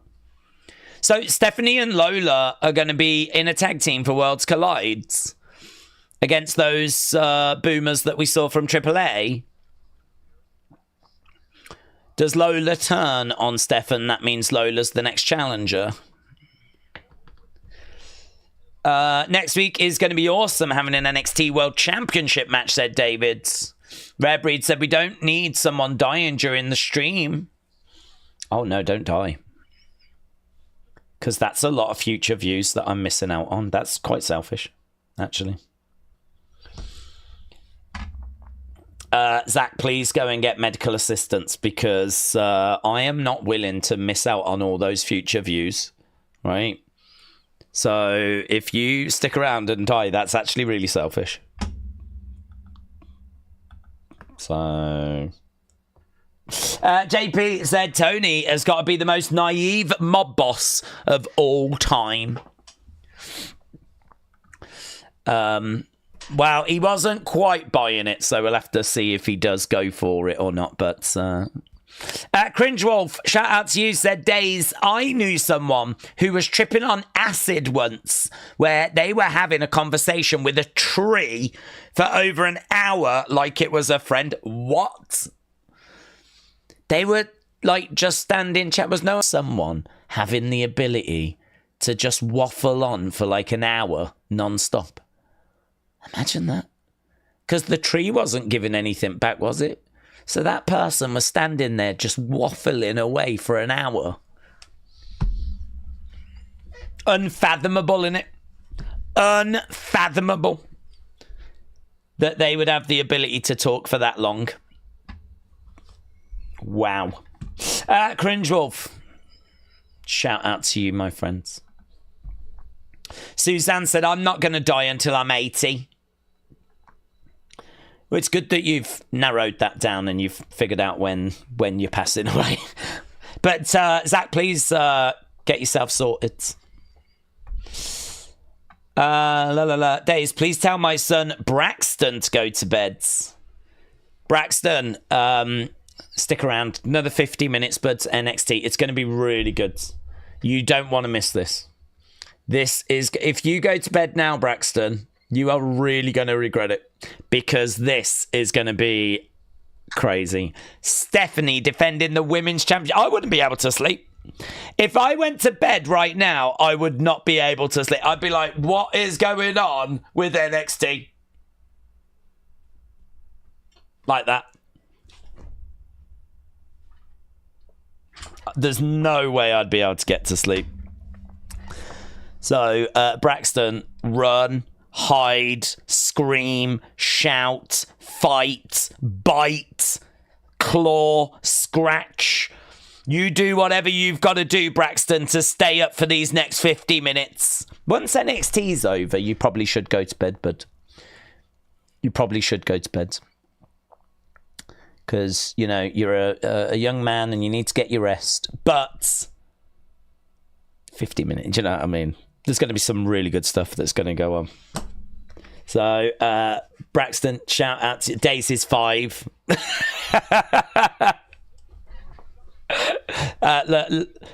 Laborio 7, shout out to you. Braxton, stick around. I've heard Bluey might be on later, Braxton. I've heard Bluey might be making an appearance. It's gonna be so good. It's gonna be so good, Braxton.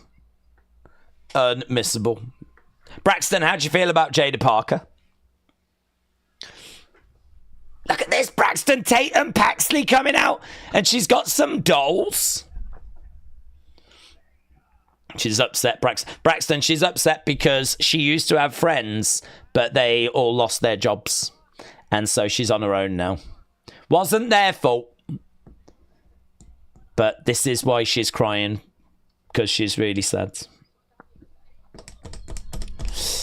Jada, oof.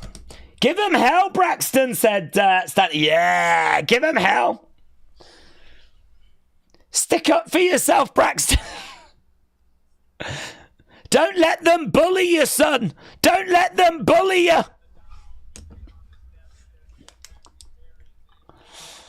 I don't know if I'm helping or if I'm hindering, to be honest. Laborio 7, shout out to you. I hope I've helped in some way. I would stay up for Jada Parker, said Kader. We all would. I bet Braxton is as well. Listen, Braxton might be 5, but he knows what's up. He's clever. Against the ropes goes Jada. Over the other side. Roll up, going for the cover. Stick around, says Nicole. Braxton, Nicole wants you to stick around. You're like the stream's mascot now.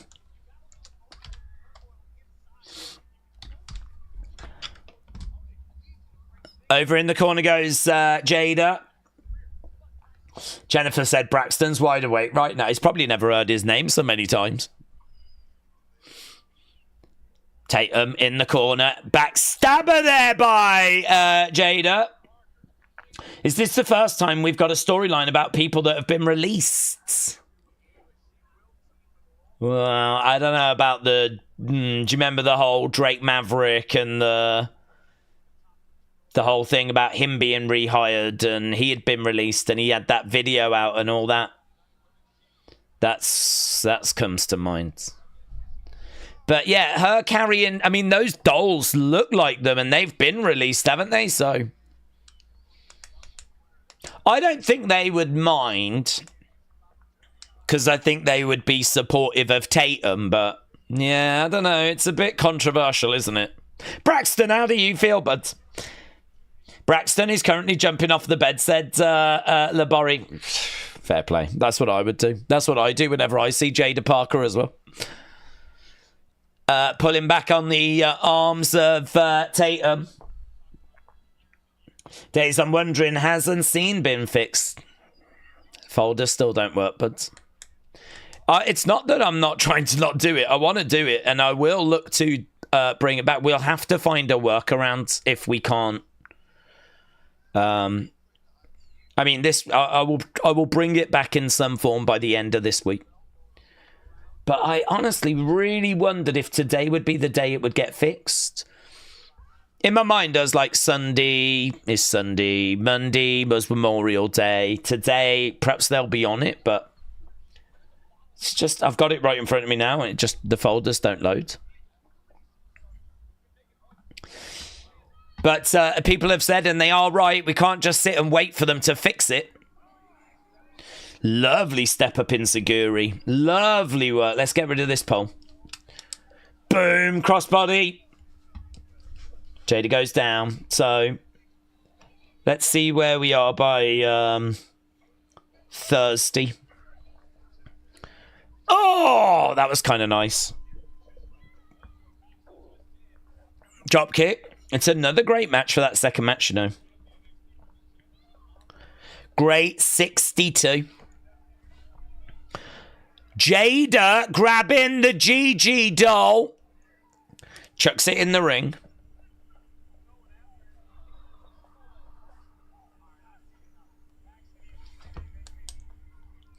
She's upset, looking at the GG. Hypnotic. 1, 2. Jada wins. Jada wins because Tatum was distracted by the doll. To be specific, the Gigi Dolan doll. Gigi Dolan. She was distracted by Gigi Dolan. Come on, these are good quality jokes. Oh, is that Thea Hale? Thea Hale unloading on Jada. Jumping up, no, landing on her feet. So, Thea Hale.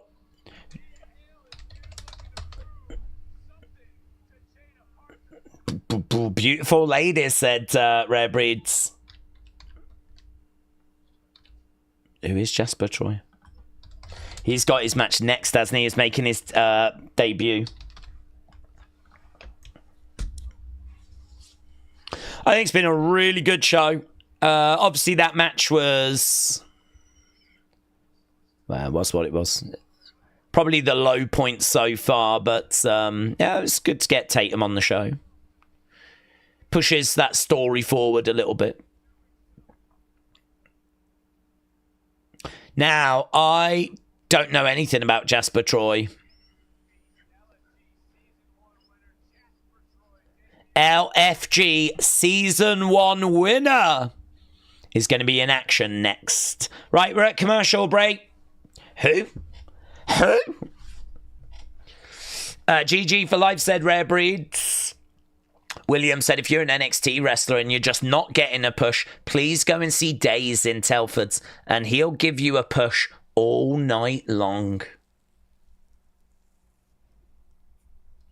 I mean, I ideally female, but, you know, beggars can't be choosers. Is that Taker's boy? No, I don't know that he was on Taker's team. I don't think... Was he on Taker's team? Taker had that Tyra May Steele, but I don't know that he had that guy. Alex said, how much do we want to bet he is going to find some sort of catchphrase for Troy first match, says Alex. Casey said, it's Booker's. Jared said, when Daze goes to load the folders, the computer says no. Oh, I used to love that. That was Little Britain, wasn't it? Computer says no. God, a lot of that it's cancelled. A lot of that you can't get away with. A lot of that comedy now.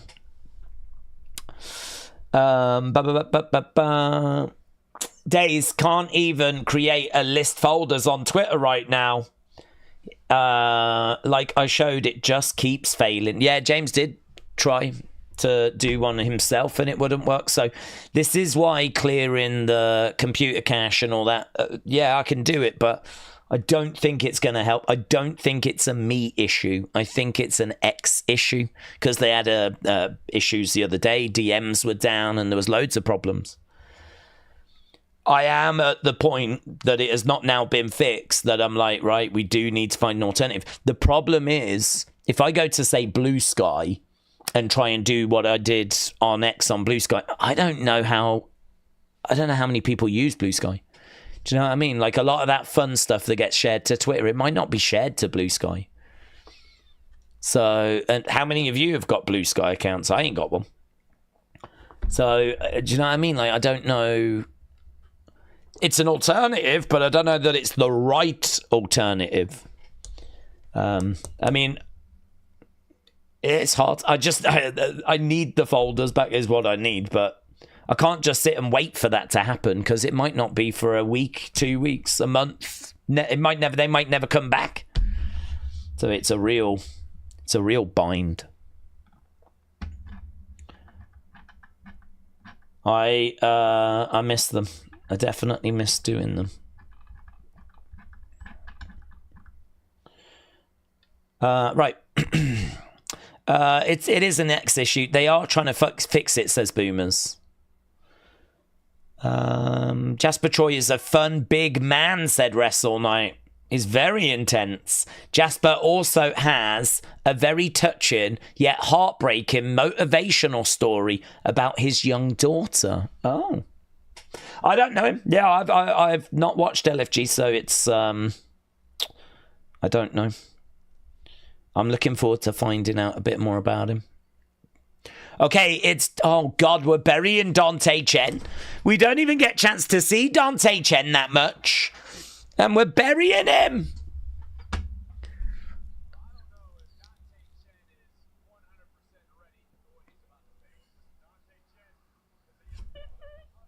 Ah, that's kind of fun, isn't it? We need to get Dante Chen in Evolve. If we haven't got anything for him on NXT, we need to get him in Evolve. Right, here's Jasper, Troy then. Let's see what the hype's about.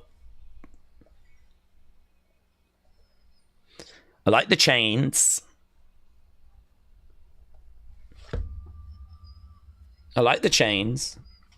The smoke. Graphics are all right. Yeah.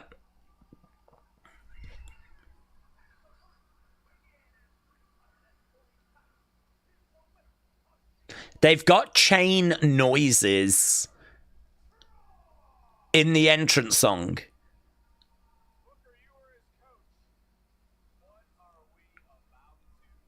It was Booker that was... So the chains are a really big part of his presentation.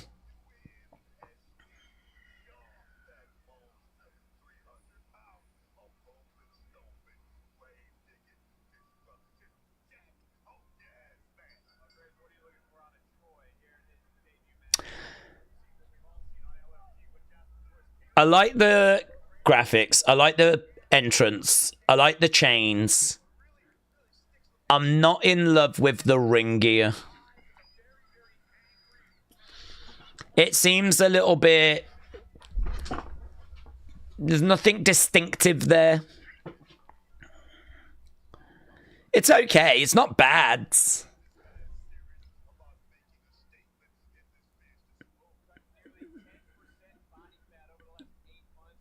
He's cut nearly 10% body fat.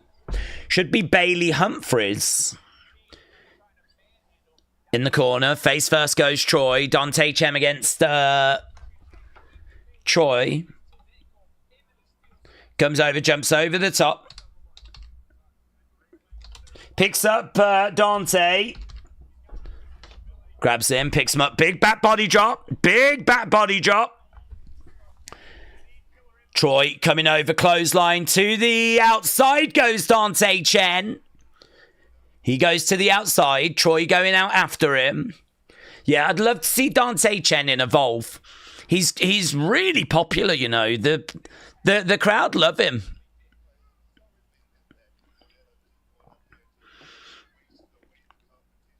Back in the ring goes Chen. Daze, have you in future endeavour, Trucker Teds? Well, I mean, that voice thing was really just to save my voice. I mean, I needed it the most as we were around WrestleMania. If my voice is okay, which it feels okay right now, then ideally reading is best. I think it's more interactive. So it's not retired, but really it's like needs must, you know? I broke it out during WrestleMania season because we were doing a lot of streams. It was a very important time, and I was really just battling to save my voice. But my voice is okay at the moment. It's not brilliant, but it's okay. We can get through this stream. So I'm quite happy to read them. Knees coming in there by Dante. He was on the knee of Troy. Dante with a kick. Down on the ground, coming over. LFG is great, said Taker 1990. He needs Summit, but I can't think of it, said Bishop. Looking for a clothesline. Dante over against the ropes. Big shot coming in. Dante coming in, clothesline. Troy again gets the ropes. Dante collides into Troy. King Yeti! Look at this! Oh my God. Against the ropes. King Yeti. The legend. Oh. Spike DDT there by Dante. Dante back in the corner, charging over against the ropes. Big boot. Troy goes down. Troy goes down. Look at all these people. Look at all these new members. Big shot coming in. Jasper Troy against the...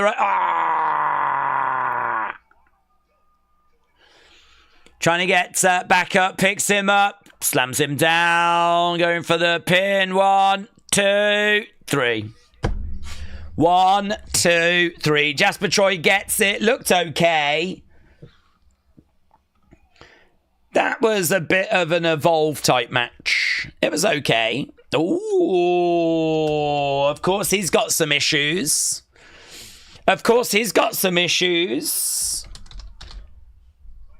Calm down, says Booker. There he is. I'm very impressed.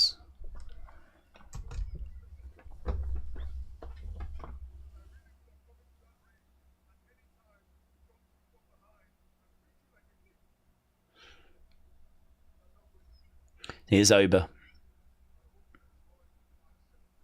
I hope you've enjoyed your 5 seconds of fame.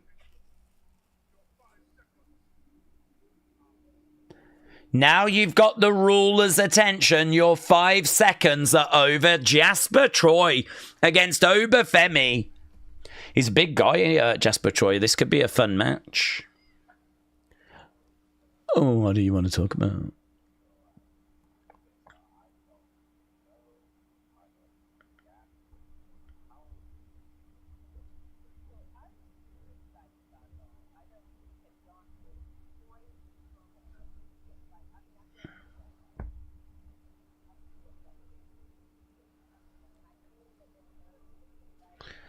Brandy talking about Cody's return at 38.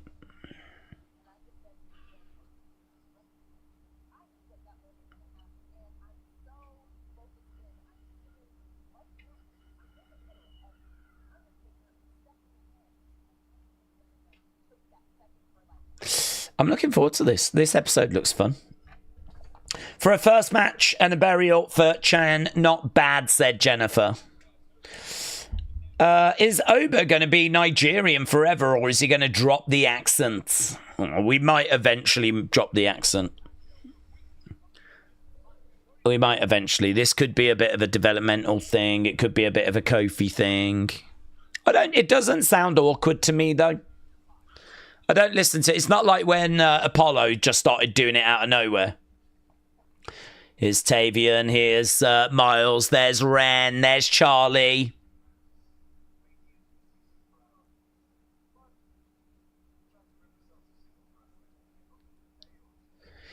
You tried to prove yourself as singles wrestlers, but you both failed.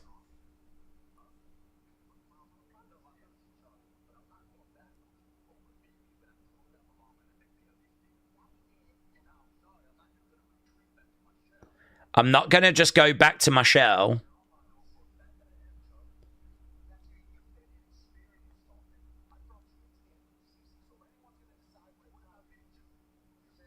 Miles says, what if I beat you?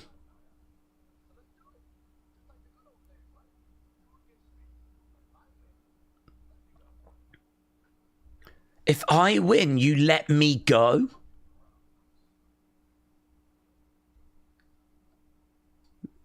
Why does he want to go? Why does he want to go? If I win, you let me go? Oh dear. What's Tavian doing to that mannequin? It's best not to say. Not with Braxton around. Duran said, but when he loses the accent, will it be good as when Kofi lost his? It was, I don't know. Obviously, it depends when he loses it. He could keep it forever. I don't find it offensive. I don't find it a challenge to... It's not like a distraction, like, oh, God, I just can't with this guy because of the accent. Like, I've just accepted that that's his voice and that's the accent, even though I've heard him speak without it. His actual voice is not anything like what he sounds like on the show. Big push for Miles incoming, said Ashton. Robbie said, God damn, Ren is freaking hot, hot, hot. Per face, per face, per face, per face, per face, per face. Well, Robbie, happy Ren's Day. Tomorrow, get to see a bit more of her. WrestleRant said, I don't know if this is the best time for Miles to leave the group, but it is what it is. Wrestle with Andy said, Daze, I think Miles has whitened his teeth. I know it's a small thing, but I think that's what it takes to get to someone to the next level. Well, I think, look at Roman. I mean, Roman sorted his teeth out. I don't know if they're veneers or what they are. I mean, it is. He didn't just get his whitened. Like, he had proper serious work done. And he looks so much better for it. It really makes a big difference. So, yeah, perhaps Miles might not have gone the full Roman length, but he might have had a bit of work done. They should. Do you know what I mean? Get everything, like, you know... You don't need plastic surgery or anything to that extent, but do you know what I mean? Getting your teeth whitened, or do you know what I mean? Like getting a tan, or, you know, doing a bit of work in the gym, like, yeah. I certainly wouldn't go as far as to say, like, yo, you need to get veneers and you need to get plastic surgery and you need to get your boobs done and all that. No one's saying that. But, like, you know, presentation is really important. I mean, look, your gimmick might be like Kevin Owens, where you're just, you know, a guy, and like you don't need to do it there. But if you're, you know, trying to stand out, go in the dentist, taking care of your teeth, getting them whitened. I don't see anything wrong with that. I don't see that being like, oh, you can't say that.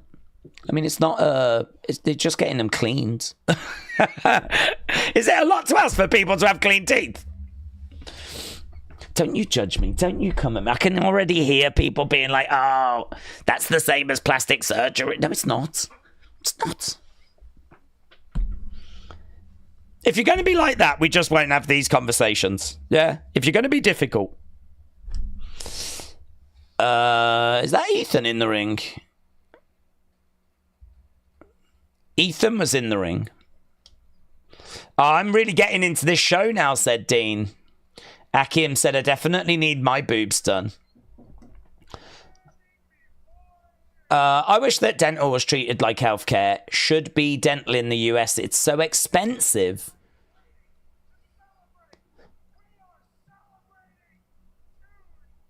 Ethan says we're celebrating tonight. Ethan's in really good spirits. Okay, here's Javon. Here's the young OG. This boy is bouncy. We've got history.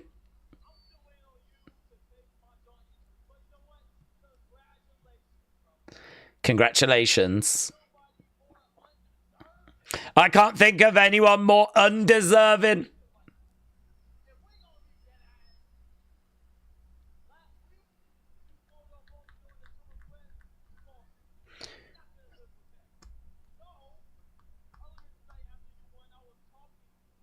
I was talking to Ava.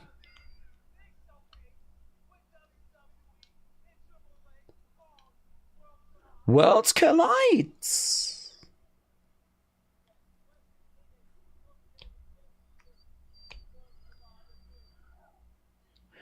This show is going to be insane, isn't it?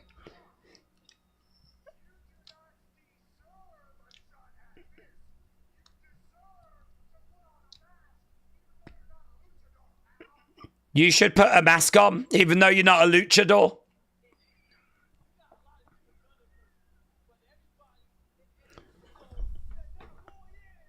Bouncy.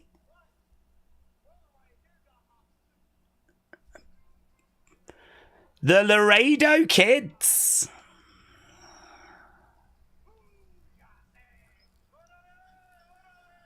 Here's the Laredo Kids.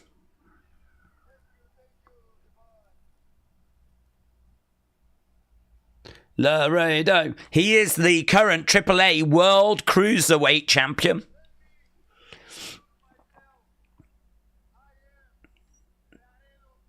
I don't know what the most complete luchador.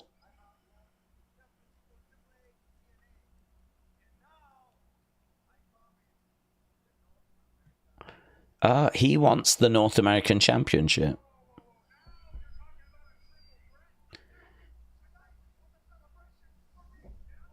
Triple threat? No, I don't think it's triple threat. Fatal 4.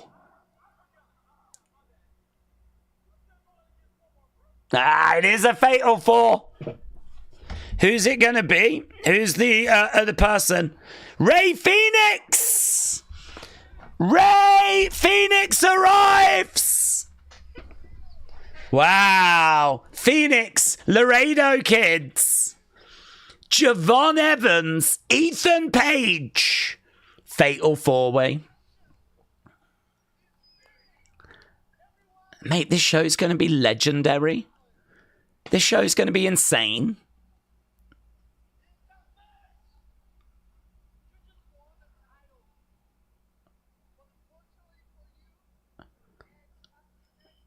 Is this next Saturday? Oh my God. Oh my God. Chad Gable fears the Laredo Kid, said Eric. No way, said K-Dub. Wow. Great match. Let's go.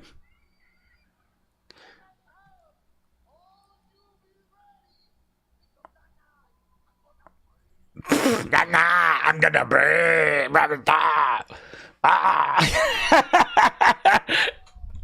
Man, he got really passionate in that promo, didn't he? I tell you, I can be immutable only. Like, he got really. We got quite primal there for a second. Oh.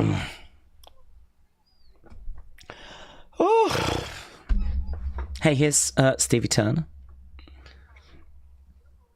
Fatal 4-way. Yeah.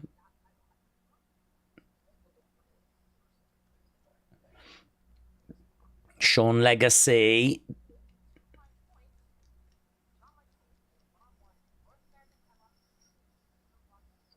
So whoever wins will face Sean Legacy.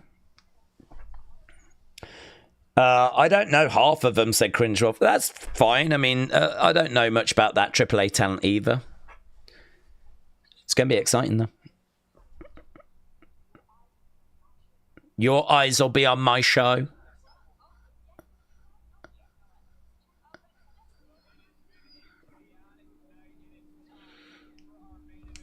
She was like, are you going to be there? And he's like, yeah, I'll be there. She's like, oh, that'll make a change. He's there every week. He's on commentary every week.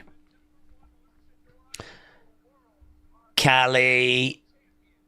Oh, look at all these women. There's Kendall, Carly. There's Nikita looking like flipping some out of Star Wars. Daze, we need a Latino version of Daze. Oh, I don't think I could match that passion that we just got from Ray Phoenix there, honestly. Oh, no. It was a bit French. You know, when they go, ooh. Cringewolf said, please, no hating on me, says Cringewolf. Are people hating on you, Cringewolf? That will not be tolerated unless you deserve it. King Yeti, thank you, my friend. It's actually illegal to hate on King Yeti. So, actually, on second thoughts, hate on Cringewolf. Because I won't accept any hating on King Yeti, so you might as well get your hate out on Cringewolf instead. Cringewolf says, thanks. No, you're welcome.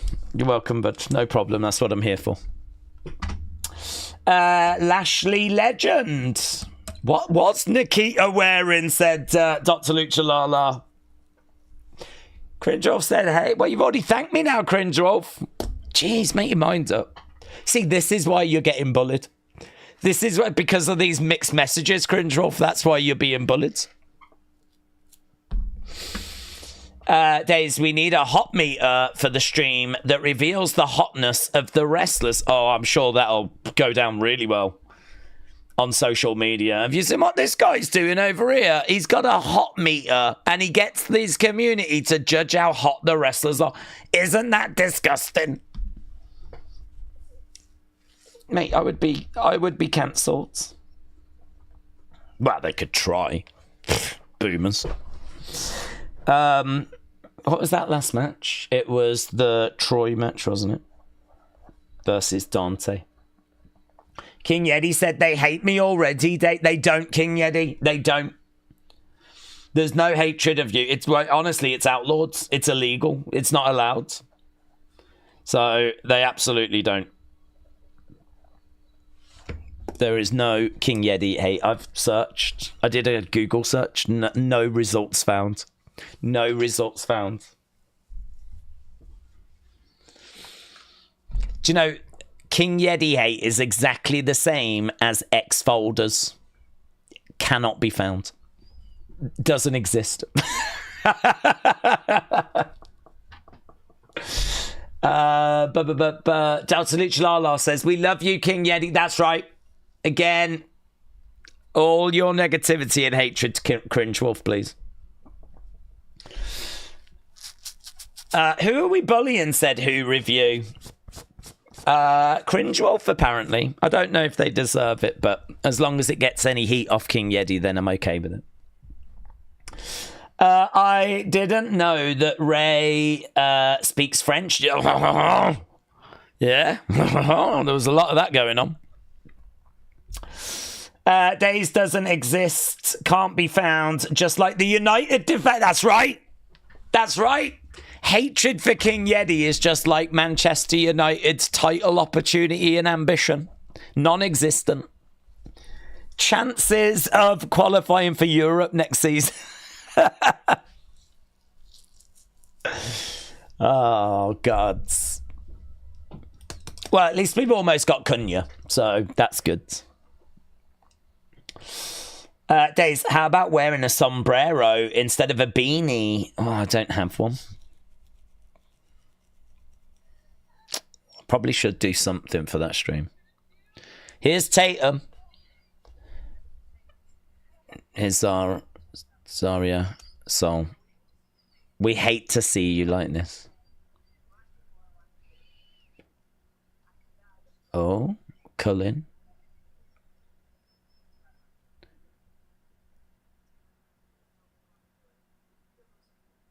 The friend you never knew you needed might be right around the corner. What have we done to Zarya? Do you remember when Zarya was a badass? Do you remember that? That friend you never knew you needed might be right around the corner.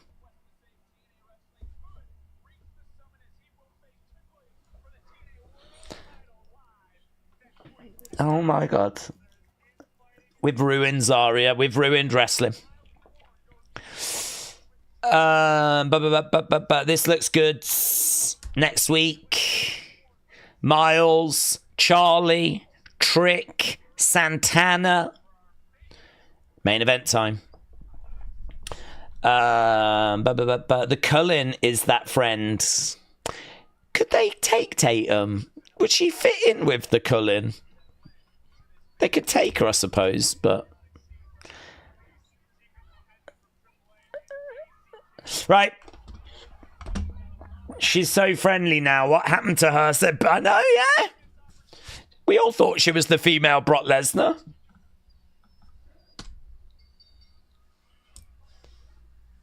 Right, here is... JC. Oh, it wasn't a very good one. It was a bit too quick.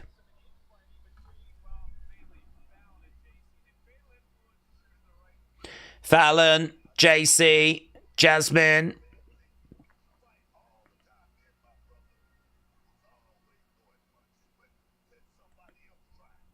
Here's Stephanie. Here's Stephanie. Fatal Influence sucks, says Rare Breed. Where is Noam Dar? He won the cup, then disappeared. Well, I mean, they've completely broken up Metaphor, haven't they? They've let 2 of the 4 go. I mean, it is true. I don't know. We just haven't seen him. I think we'll see him soon enough. He'll be back. Perhaps, I don't know. It's a good question. I haven't heard anything. Right, here we go. We are underway. 15 minutes left to go. Might be the best intro. It is really good. Kick to the midsection. La Primera. La Primera. La Primera. Round the house here. Roll up. NXT giving us some bangers, said AB Jobson. Well, we'll do a review opinions video after, of course. Oh, well, lovely. La Primera is arguably the hottest wrestler in the world right now, says Corey. Is she hotter than Io? She is really over at the moment. Real. And again, a little glance over to Booker. Rolling over. They really know what they're doing, don't they? Quite often now the wrestler will get out the devil's kiss.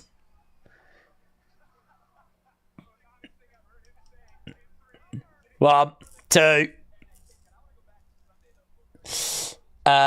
Stephanie is so damn sexy, said K-Dub. She's more over than Io, said Rare Breeds. 1, 2. I don't know, you know. I don't know, because if you put her on the main roster, are the crowd going to lose their mind more over Stephanie or more over Io? She's over in the NXT crowd and the developmental system, but you put her on the main roster. Do people know Stephanie? She's been on Raw. But has that devil's kiss? I don't know. I just don't know. I don't know. I'm a disgrace. I don't know. I don't even think I know wrestling anymore. I can't cope. There's too much ass around. How am I meant to talk about wrestling when there's so much ass on screen? Braxton, are you there? But I told you it was worth staying up, didn't I? Hey. I told you, didn't I, buds? You're welcome. I said, stick around for 50 minutes. Yeah. Uncle Daze has got you back. Who are these boomers? Triple A boomers. Here's Lola. Bang. Going off. Oh, yeah. Oh, my God. Stephanie. So much cake, said K-Dub. Roll up, no joy.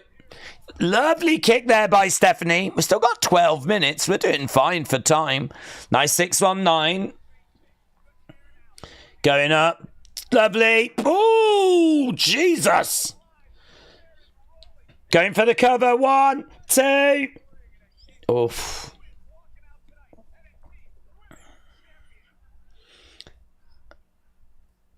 We've got the crowd going, ah. They are basically demanding the devil's kiss. I'm going to go to the bathroom, said Wrestling Fan. Wrestling Fan. We all are. I told you guys, Daze does not pay attention to the chat during Stephanie matches. No, I've just read what you just said. Haven't I? Jesus. I don't want a reputation for being a perv. I don't want that reputation, so... Hey, JC is really red, isn't she? I've only just noticed. She's been out in the sun a little bit too long. And actually, how is Stephanie in Florida and she's got no tan? How is she that white? She's got like the Sheamus gene. Goes back to the middle. It's surely impossible to be in Florida on a regular basis and stay that white. But then, You know, Sheamus does it. But yeah, look at JC. She's picked up. Well, she's a bit burnt, but kick coming in. It's because JC went too close to the hotness that was Stephanie. It burns. Oh, is that how it works? Yeah, you could be right, actually. I don't think she was that burnt when the match first started. But you're right. Stephanie is so hot. Look at her now. Kick coming in. Maybe if you just don't go outside, said Rare Breeds. Maybe it's that. Perhaps Stephanie stays inside, indoors. Oh! With Miles Bourne.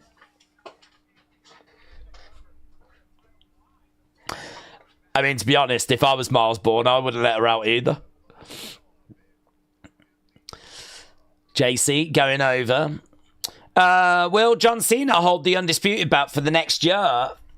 No, he'll drop it before he leaves. Pull him back on the neck, on the head. Daisy's wardrobe literally only consists of black t-shirts and black beanies, says Mackenzie. This is true. And a demolition cosplay attire. Because I'm a big Demolition fan, so I've got their ring gear. But other than that, it is just black t-shirts and black beanies. But I do like to pop that on from time to time, run around going, here come the Axe, here come the Smasher, we're Dazelition. Makes me smile. JC going over. Oh, we do have lag. We do have lag. There was lag. There was a dip out. Guys, I can confirm there was lag. There was lag. Come on, stream. Lag. Oh, God, it's been so good. It's been so good. Don't you let us down now, stream. Stephanie. This is mad fun, said Davids. 1, 2, Stephanie going for the pin, but JC kicks out. JC with a knee to the midsection. Stephanie down to one knee. A little bit of lag, said Akeem. Yeah, I think we've weathered it, Akeem. I think we've weathered it. Big boot coming in there by JC. Oh my God. Right now, JC in control. JC looking to charge over. No, gets picked up by Stephanie. Tilt-a-whirl. Picks her up again. And another one. Oof. Stephanie backs up a little bit, charges in, clothesline, no joy. Ah! Smashes her face first into the ring. NXT chants. We're hanging by a thread, said Cam. I think we're okay. Daze wears his demolition costume at special places. That's true. Yeah, that is true. There's a pub down the road where they, I think they do demolition cosplays on a regular basis. So I have been there a few times wearing it. Here we go. Boom. JC goes over to the corner. Boom. Stacy. Flipping Stacy Vicker. I can't cope. There's too much ass. My brain just calls people Stacy now. Stacy. Who's this Stacy? I don't know. My brain just, I don't know. I think it's Stacy. Stacy with the pin. Oh my God, I can't cope. Do you know what? They never think, do they, about us, the viewers? They always wear these provocative ring gears, but how are we meant to concentrate? Oh, big knee there by Jasmine. 1, 2. Stacy kicks out.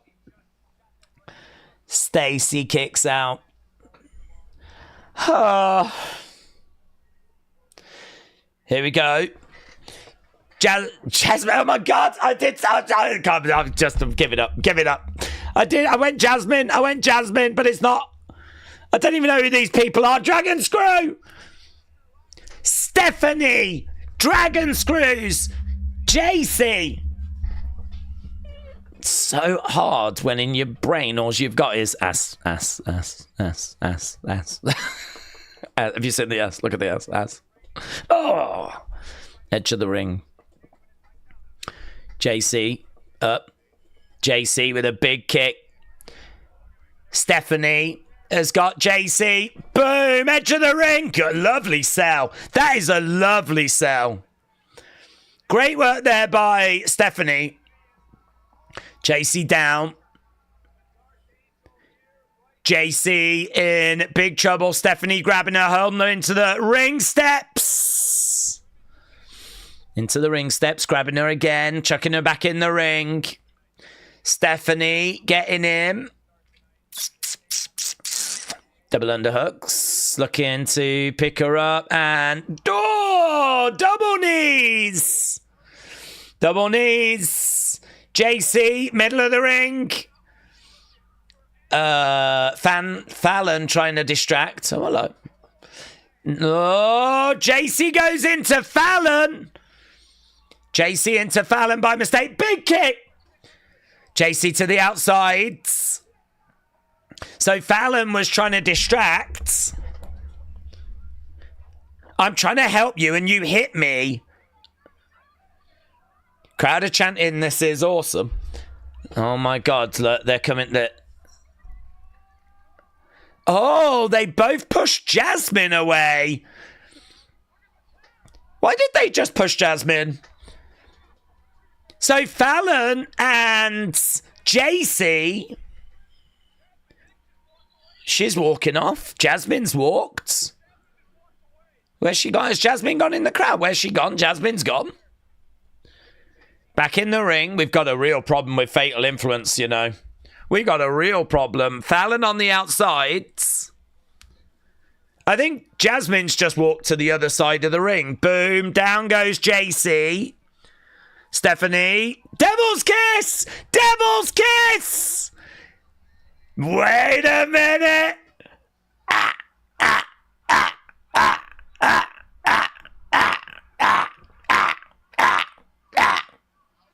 Oh, yeah. Oh, my God. Oh, my. And that comedian had the nerve. Booker T chants to have a go at wrestling fans. It's the greatest entertainment in the world. Look at this. Oh, kick coming in there by Fallon. Fallon's really helping JC here. Jasmine distracts. Here we go. Boom, big shot. She's going to kick out. 1, 2. Ah! She didn't kick out. She didn't kick out.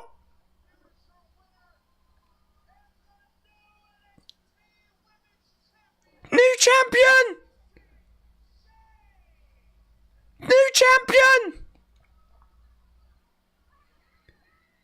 JC can't believe it. The crowd can't. There's a woman walking out.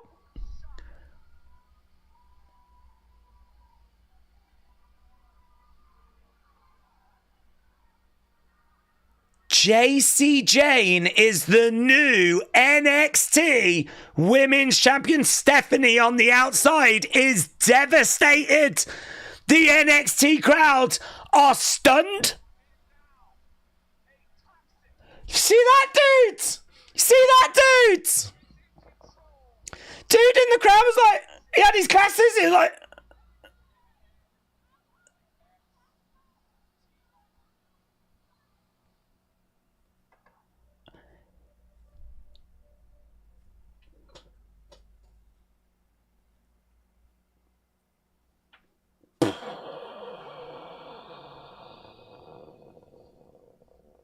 mate, that was a nothing title defense. That came out of nowhere.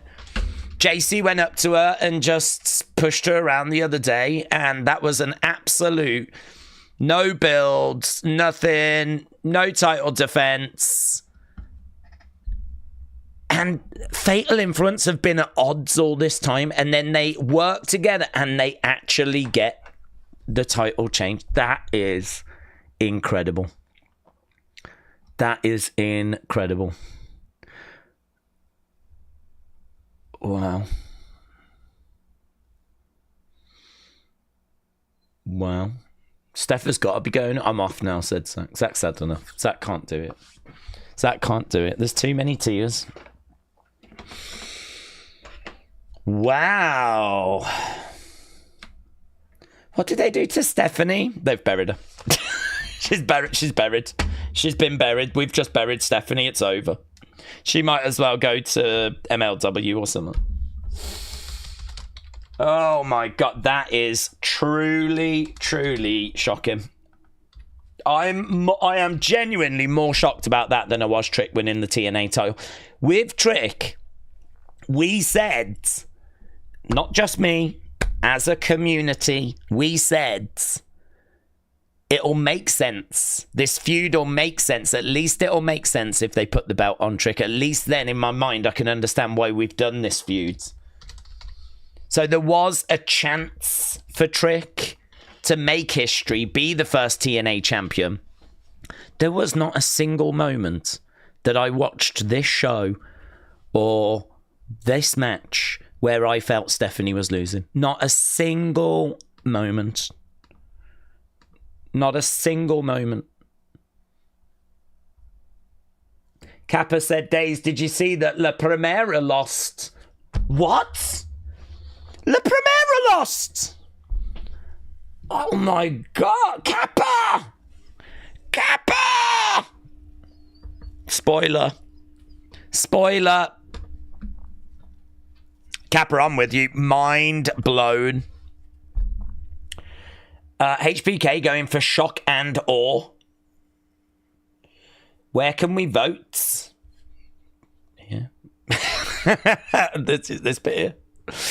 That bit. For the show score, you can... it's on the second channel, but I've got to put it up. We need to end the stream first. What a dumb super chat. Of course he saw it, said James. Borry said he just stared at the screen and blinked and then covered his eyes. Is that Braxton? If Braxton can't believe it. Didn't I say... What did I say earlier? I said, Braxton... Do not go to bed. You need to stay. Oh my God, this is our fault. This is our... I bet Sean was watching this stream and he was like, well, if Braxton's staying up, we've got to do something. We can't let Braxton down if Braxton's going to stick around. We better switch the belts. We're going to have a new champ tonight. I bet this was flipping decided 50 minutes ago. I bet about an hour ago, Stephanie was winning this. 50 minutes ago. Braxton, they've done that because of you. They've literally done that because of you.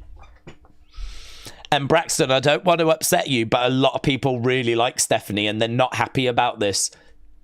This is your fault. That's a lot to put on a 5-year-old. That is a lot to put on a 5-year-old. There's a lot of other communities that wouldn't blame 5-year-olds for this title change. That's not this community. We are blaming the 5-year-olds. I've done the maths and I think I've worked out what's happened, and I think they've only done it because Braxton was sticking around. Oh my God. Shocking. Brony said, bro, I'm heated. It is... Well, please send all your anger to Braxton. I would rather have had Steph lose to Jordan on Sunday, said Dr. Luchalala.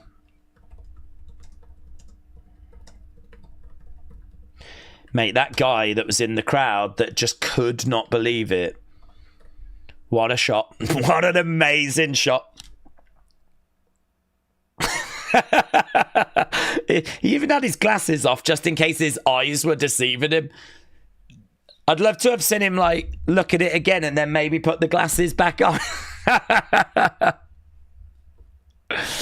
Very good. Braxton, dude. Why? Yeah, King Yeti asking the big questions. What, Braxton, why did you do this to us?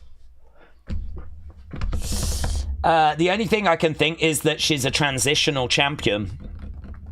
Well, listen. It might be that we're going to call Stephanie up.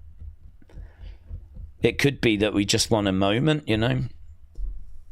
First Tatum, now this. My heart is broken, says Lilith. Oh, God, Lilith. It'll be okay. It'll be okay. I still think the future is bright for Stephanie, but it's a dark day. All I can say is I'm fairly confident there will be more devil's kisses in the future, but it is a dark day.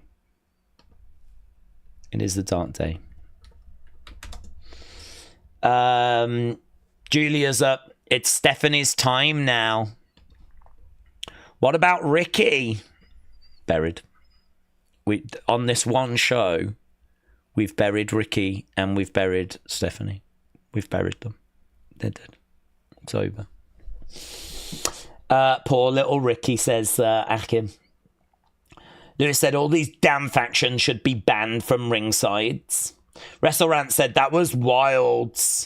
The biggest courtesy win I've ever seen. I'm okay with JC winning, said Made by Dawn. I know she worked hard for this. Hell has frozen over, said Sugar Boy. 3 title changes in a week, said Aston. Daze, Miles gets to see a private viewing of Stephanie. It took 3 women to dethrone Stephanie. Buried. No, look, she'll be absolutely fine. As we said, it could even be a call-up, so... I mean, can't be down on NXT having truly shocking moments. I mean, if you could see them coming, they wouldn't be truly shocking, would they? It's just, I think the victim this time is someone people really like, and so probably stings a little for some, but I am on board with it, honestly. Wow, it's so good. It's such, what a moment. Kappa said it's like I just saw Taker's streak end all over. I think this is worse. I think this is worse than the end of Undertaker's streak. Because he was old and he was a boomer. And these women are both quite young. So, Kappa, I agree. It's just like that, but worse. Without a draft until after SummerSlam, Triple H is going to call up people whenever he wants, says AB. What an upset, says Braden. Upset of the year. Daze, that was awesome, said Hannah. I kept thinking to myself that JC has been in NXT for a long time. You said that she needed to find herself. She has been very shocking. Well, I mean, listen, she's been in NXT a long time. They didn't release her. That must mean they see something. They let Gigi go. And they let Shotzi go and Cora go. They did not get rid of JC. So, I mean, that says that, you know, they see something there. So, that was obviously a positive that she still had a job. I thought, though, that they were going to split up Fatal Influence and that Fatal Influence wasn't where it was at. And that whatever they were going to keep JC around for was going to be coming up soon, right? Whatever they saw for her, I thought would be probably her outside of Fatal Influence, and that we would have some new creative for her. I was not correct with that. I was correct that what they had planned was coming up, and that was to give her the flipping belt and give her a run as a champion. Which I'm not down on, honestly. What does a JC title reign look like? What does this do for Fatal Influence? Was the infighting exaggerated? so that Stephanie didn't worry so much about Fallon and Jasmine? Could it turn out that it was a plan? It was a play? It was a way of lulling people into a false sense of security? I don't know. It's very shocking. It's very shocking. 2 title changes tonight. You don't normally get that. But this show was meant to be at an arena. It was going to be in that arena. We said going in that this show was going to be a better than usual show because it was meant to be in a big venue. And this is how they were going to have it end, clearly, with the new women's champion. No way did I see this coming. Don't get it twisted. I felt like they were going to still use JC, and I felt like they were going to move her on to something new, probably get her out of Fatal Info. I didn't know it would be the belt. Not 1 second today, yesterday, last week, during the match. Not a single second did I think she was winning this and being champion. It completely caught me off guard. What does JC have that Rhea doesn't have in spades already, says Pooter. What do you mean? I don't think she's ahead of Rhea. Rhea won the NXT women's title. I'm glad for JC. These NXT girls need these title reigns more than the established stars like Stephanie or Jordan. That's a good way of looking at it. Stephanie's going to be fine without the title. She's over. JC is struggling to find her footing. Can the belt help her? I really think in this regards, we've put the belt on someone that needs the belt, rather than the belt needing the wrestler. Like, in regards to Stephanie, Stephanie's amazing. She's amazing with the belt and without the belt. JC without the belt is a little lost, I think. She's a good talent. She can talk. She can wrestle. She can work. But we're a bit of a rudderless ship, aren't we? We're a bit directionless. And, let's see what a title reign does for her. This will be huge for her. You don't need me to tell you that. This is huge for JC. Wow. Well, there we go. Never know what you're going to get when it comes to WWE, and that really was a fun show tonight. Talking points galore. Boom, boom, boom, boom.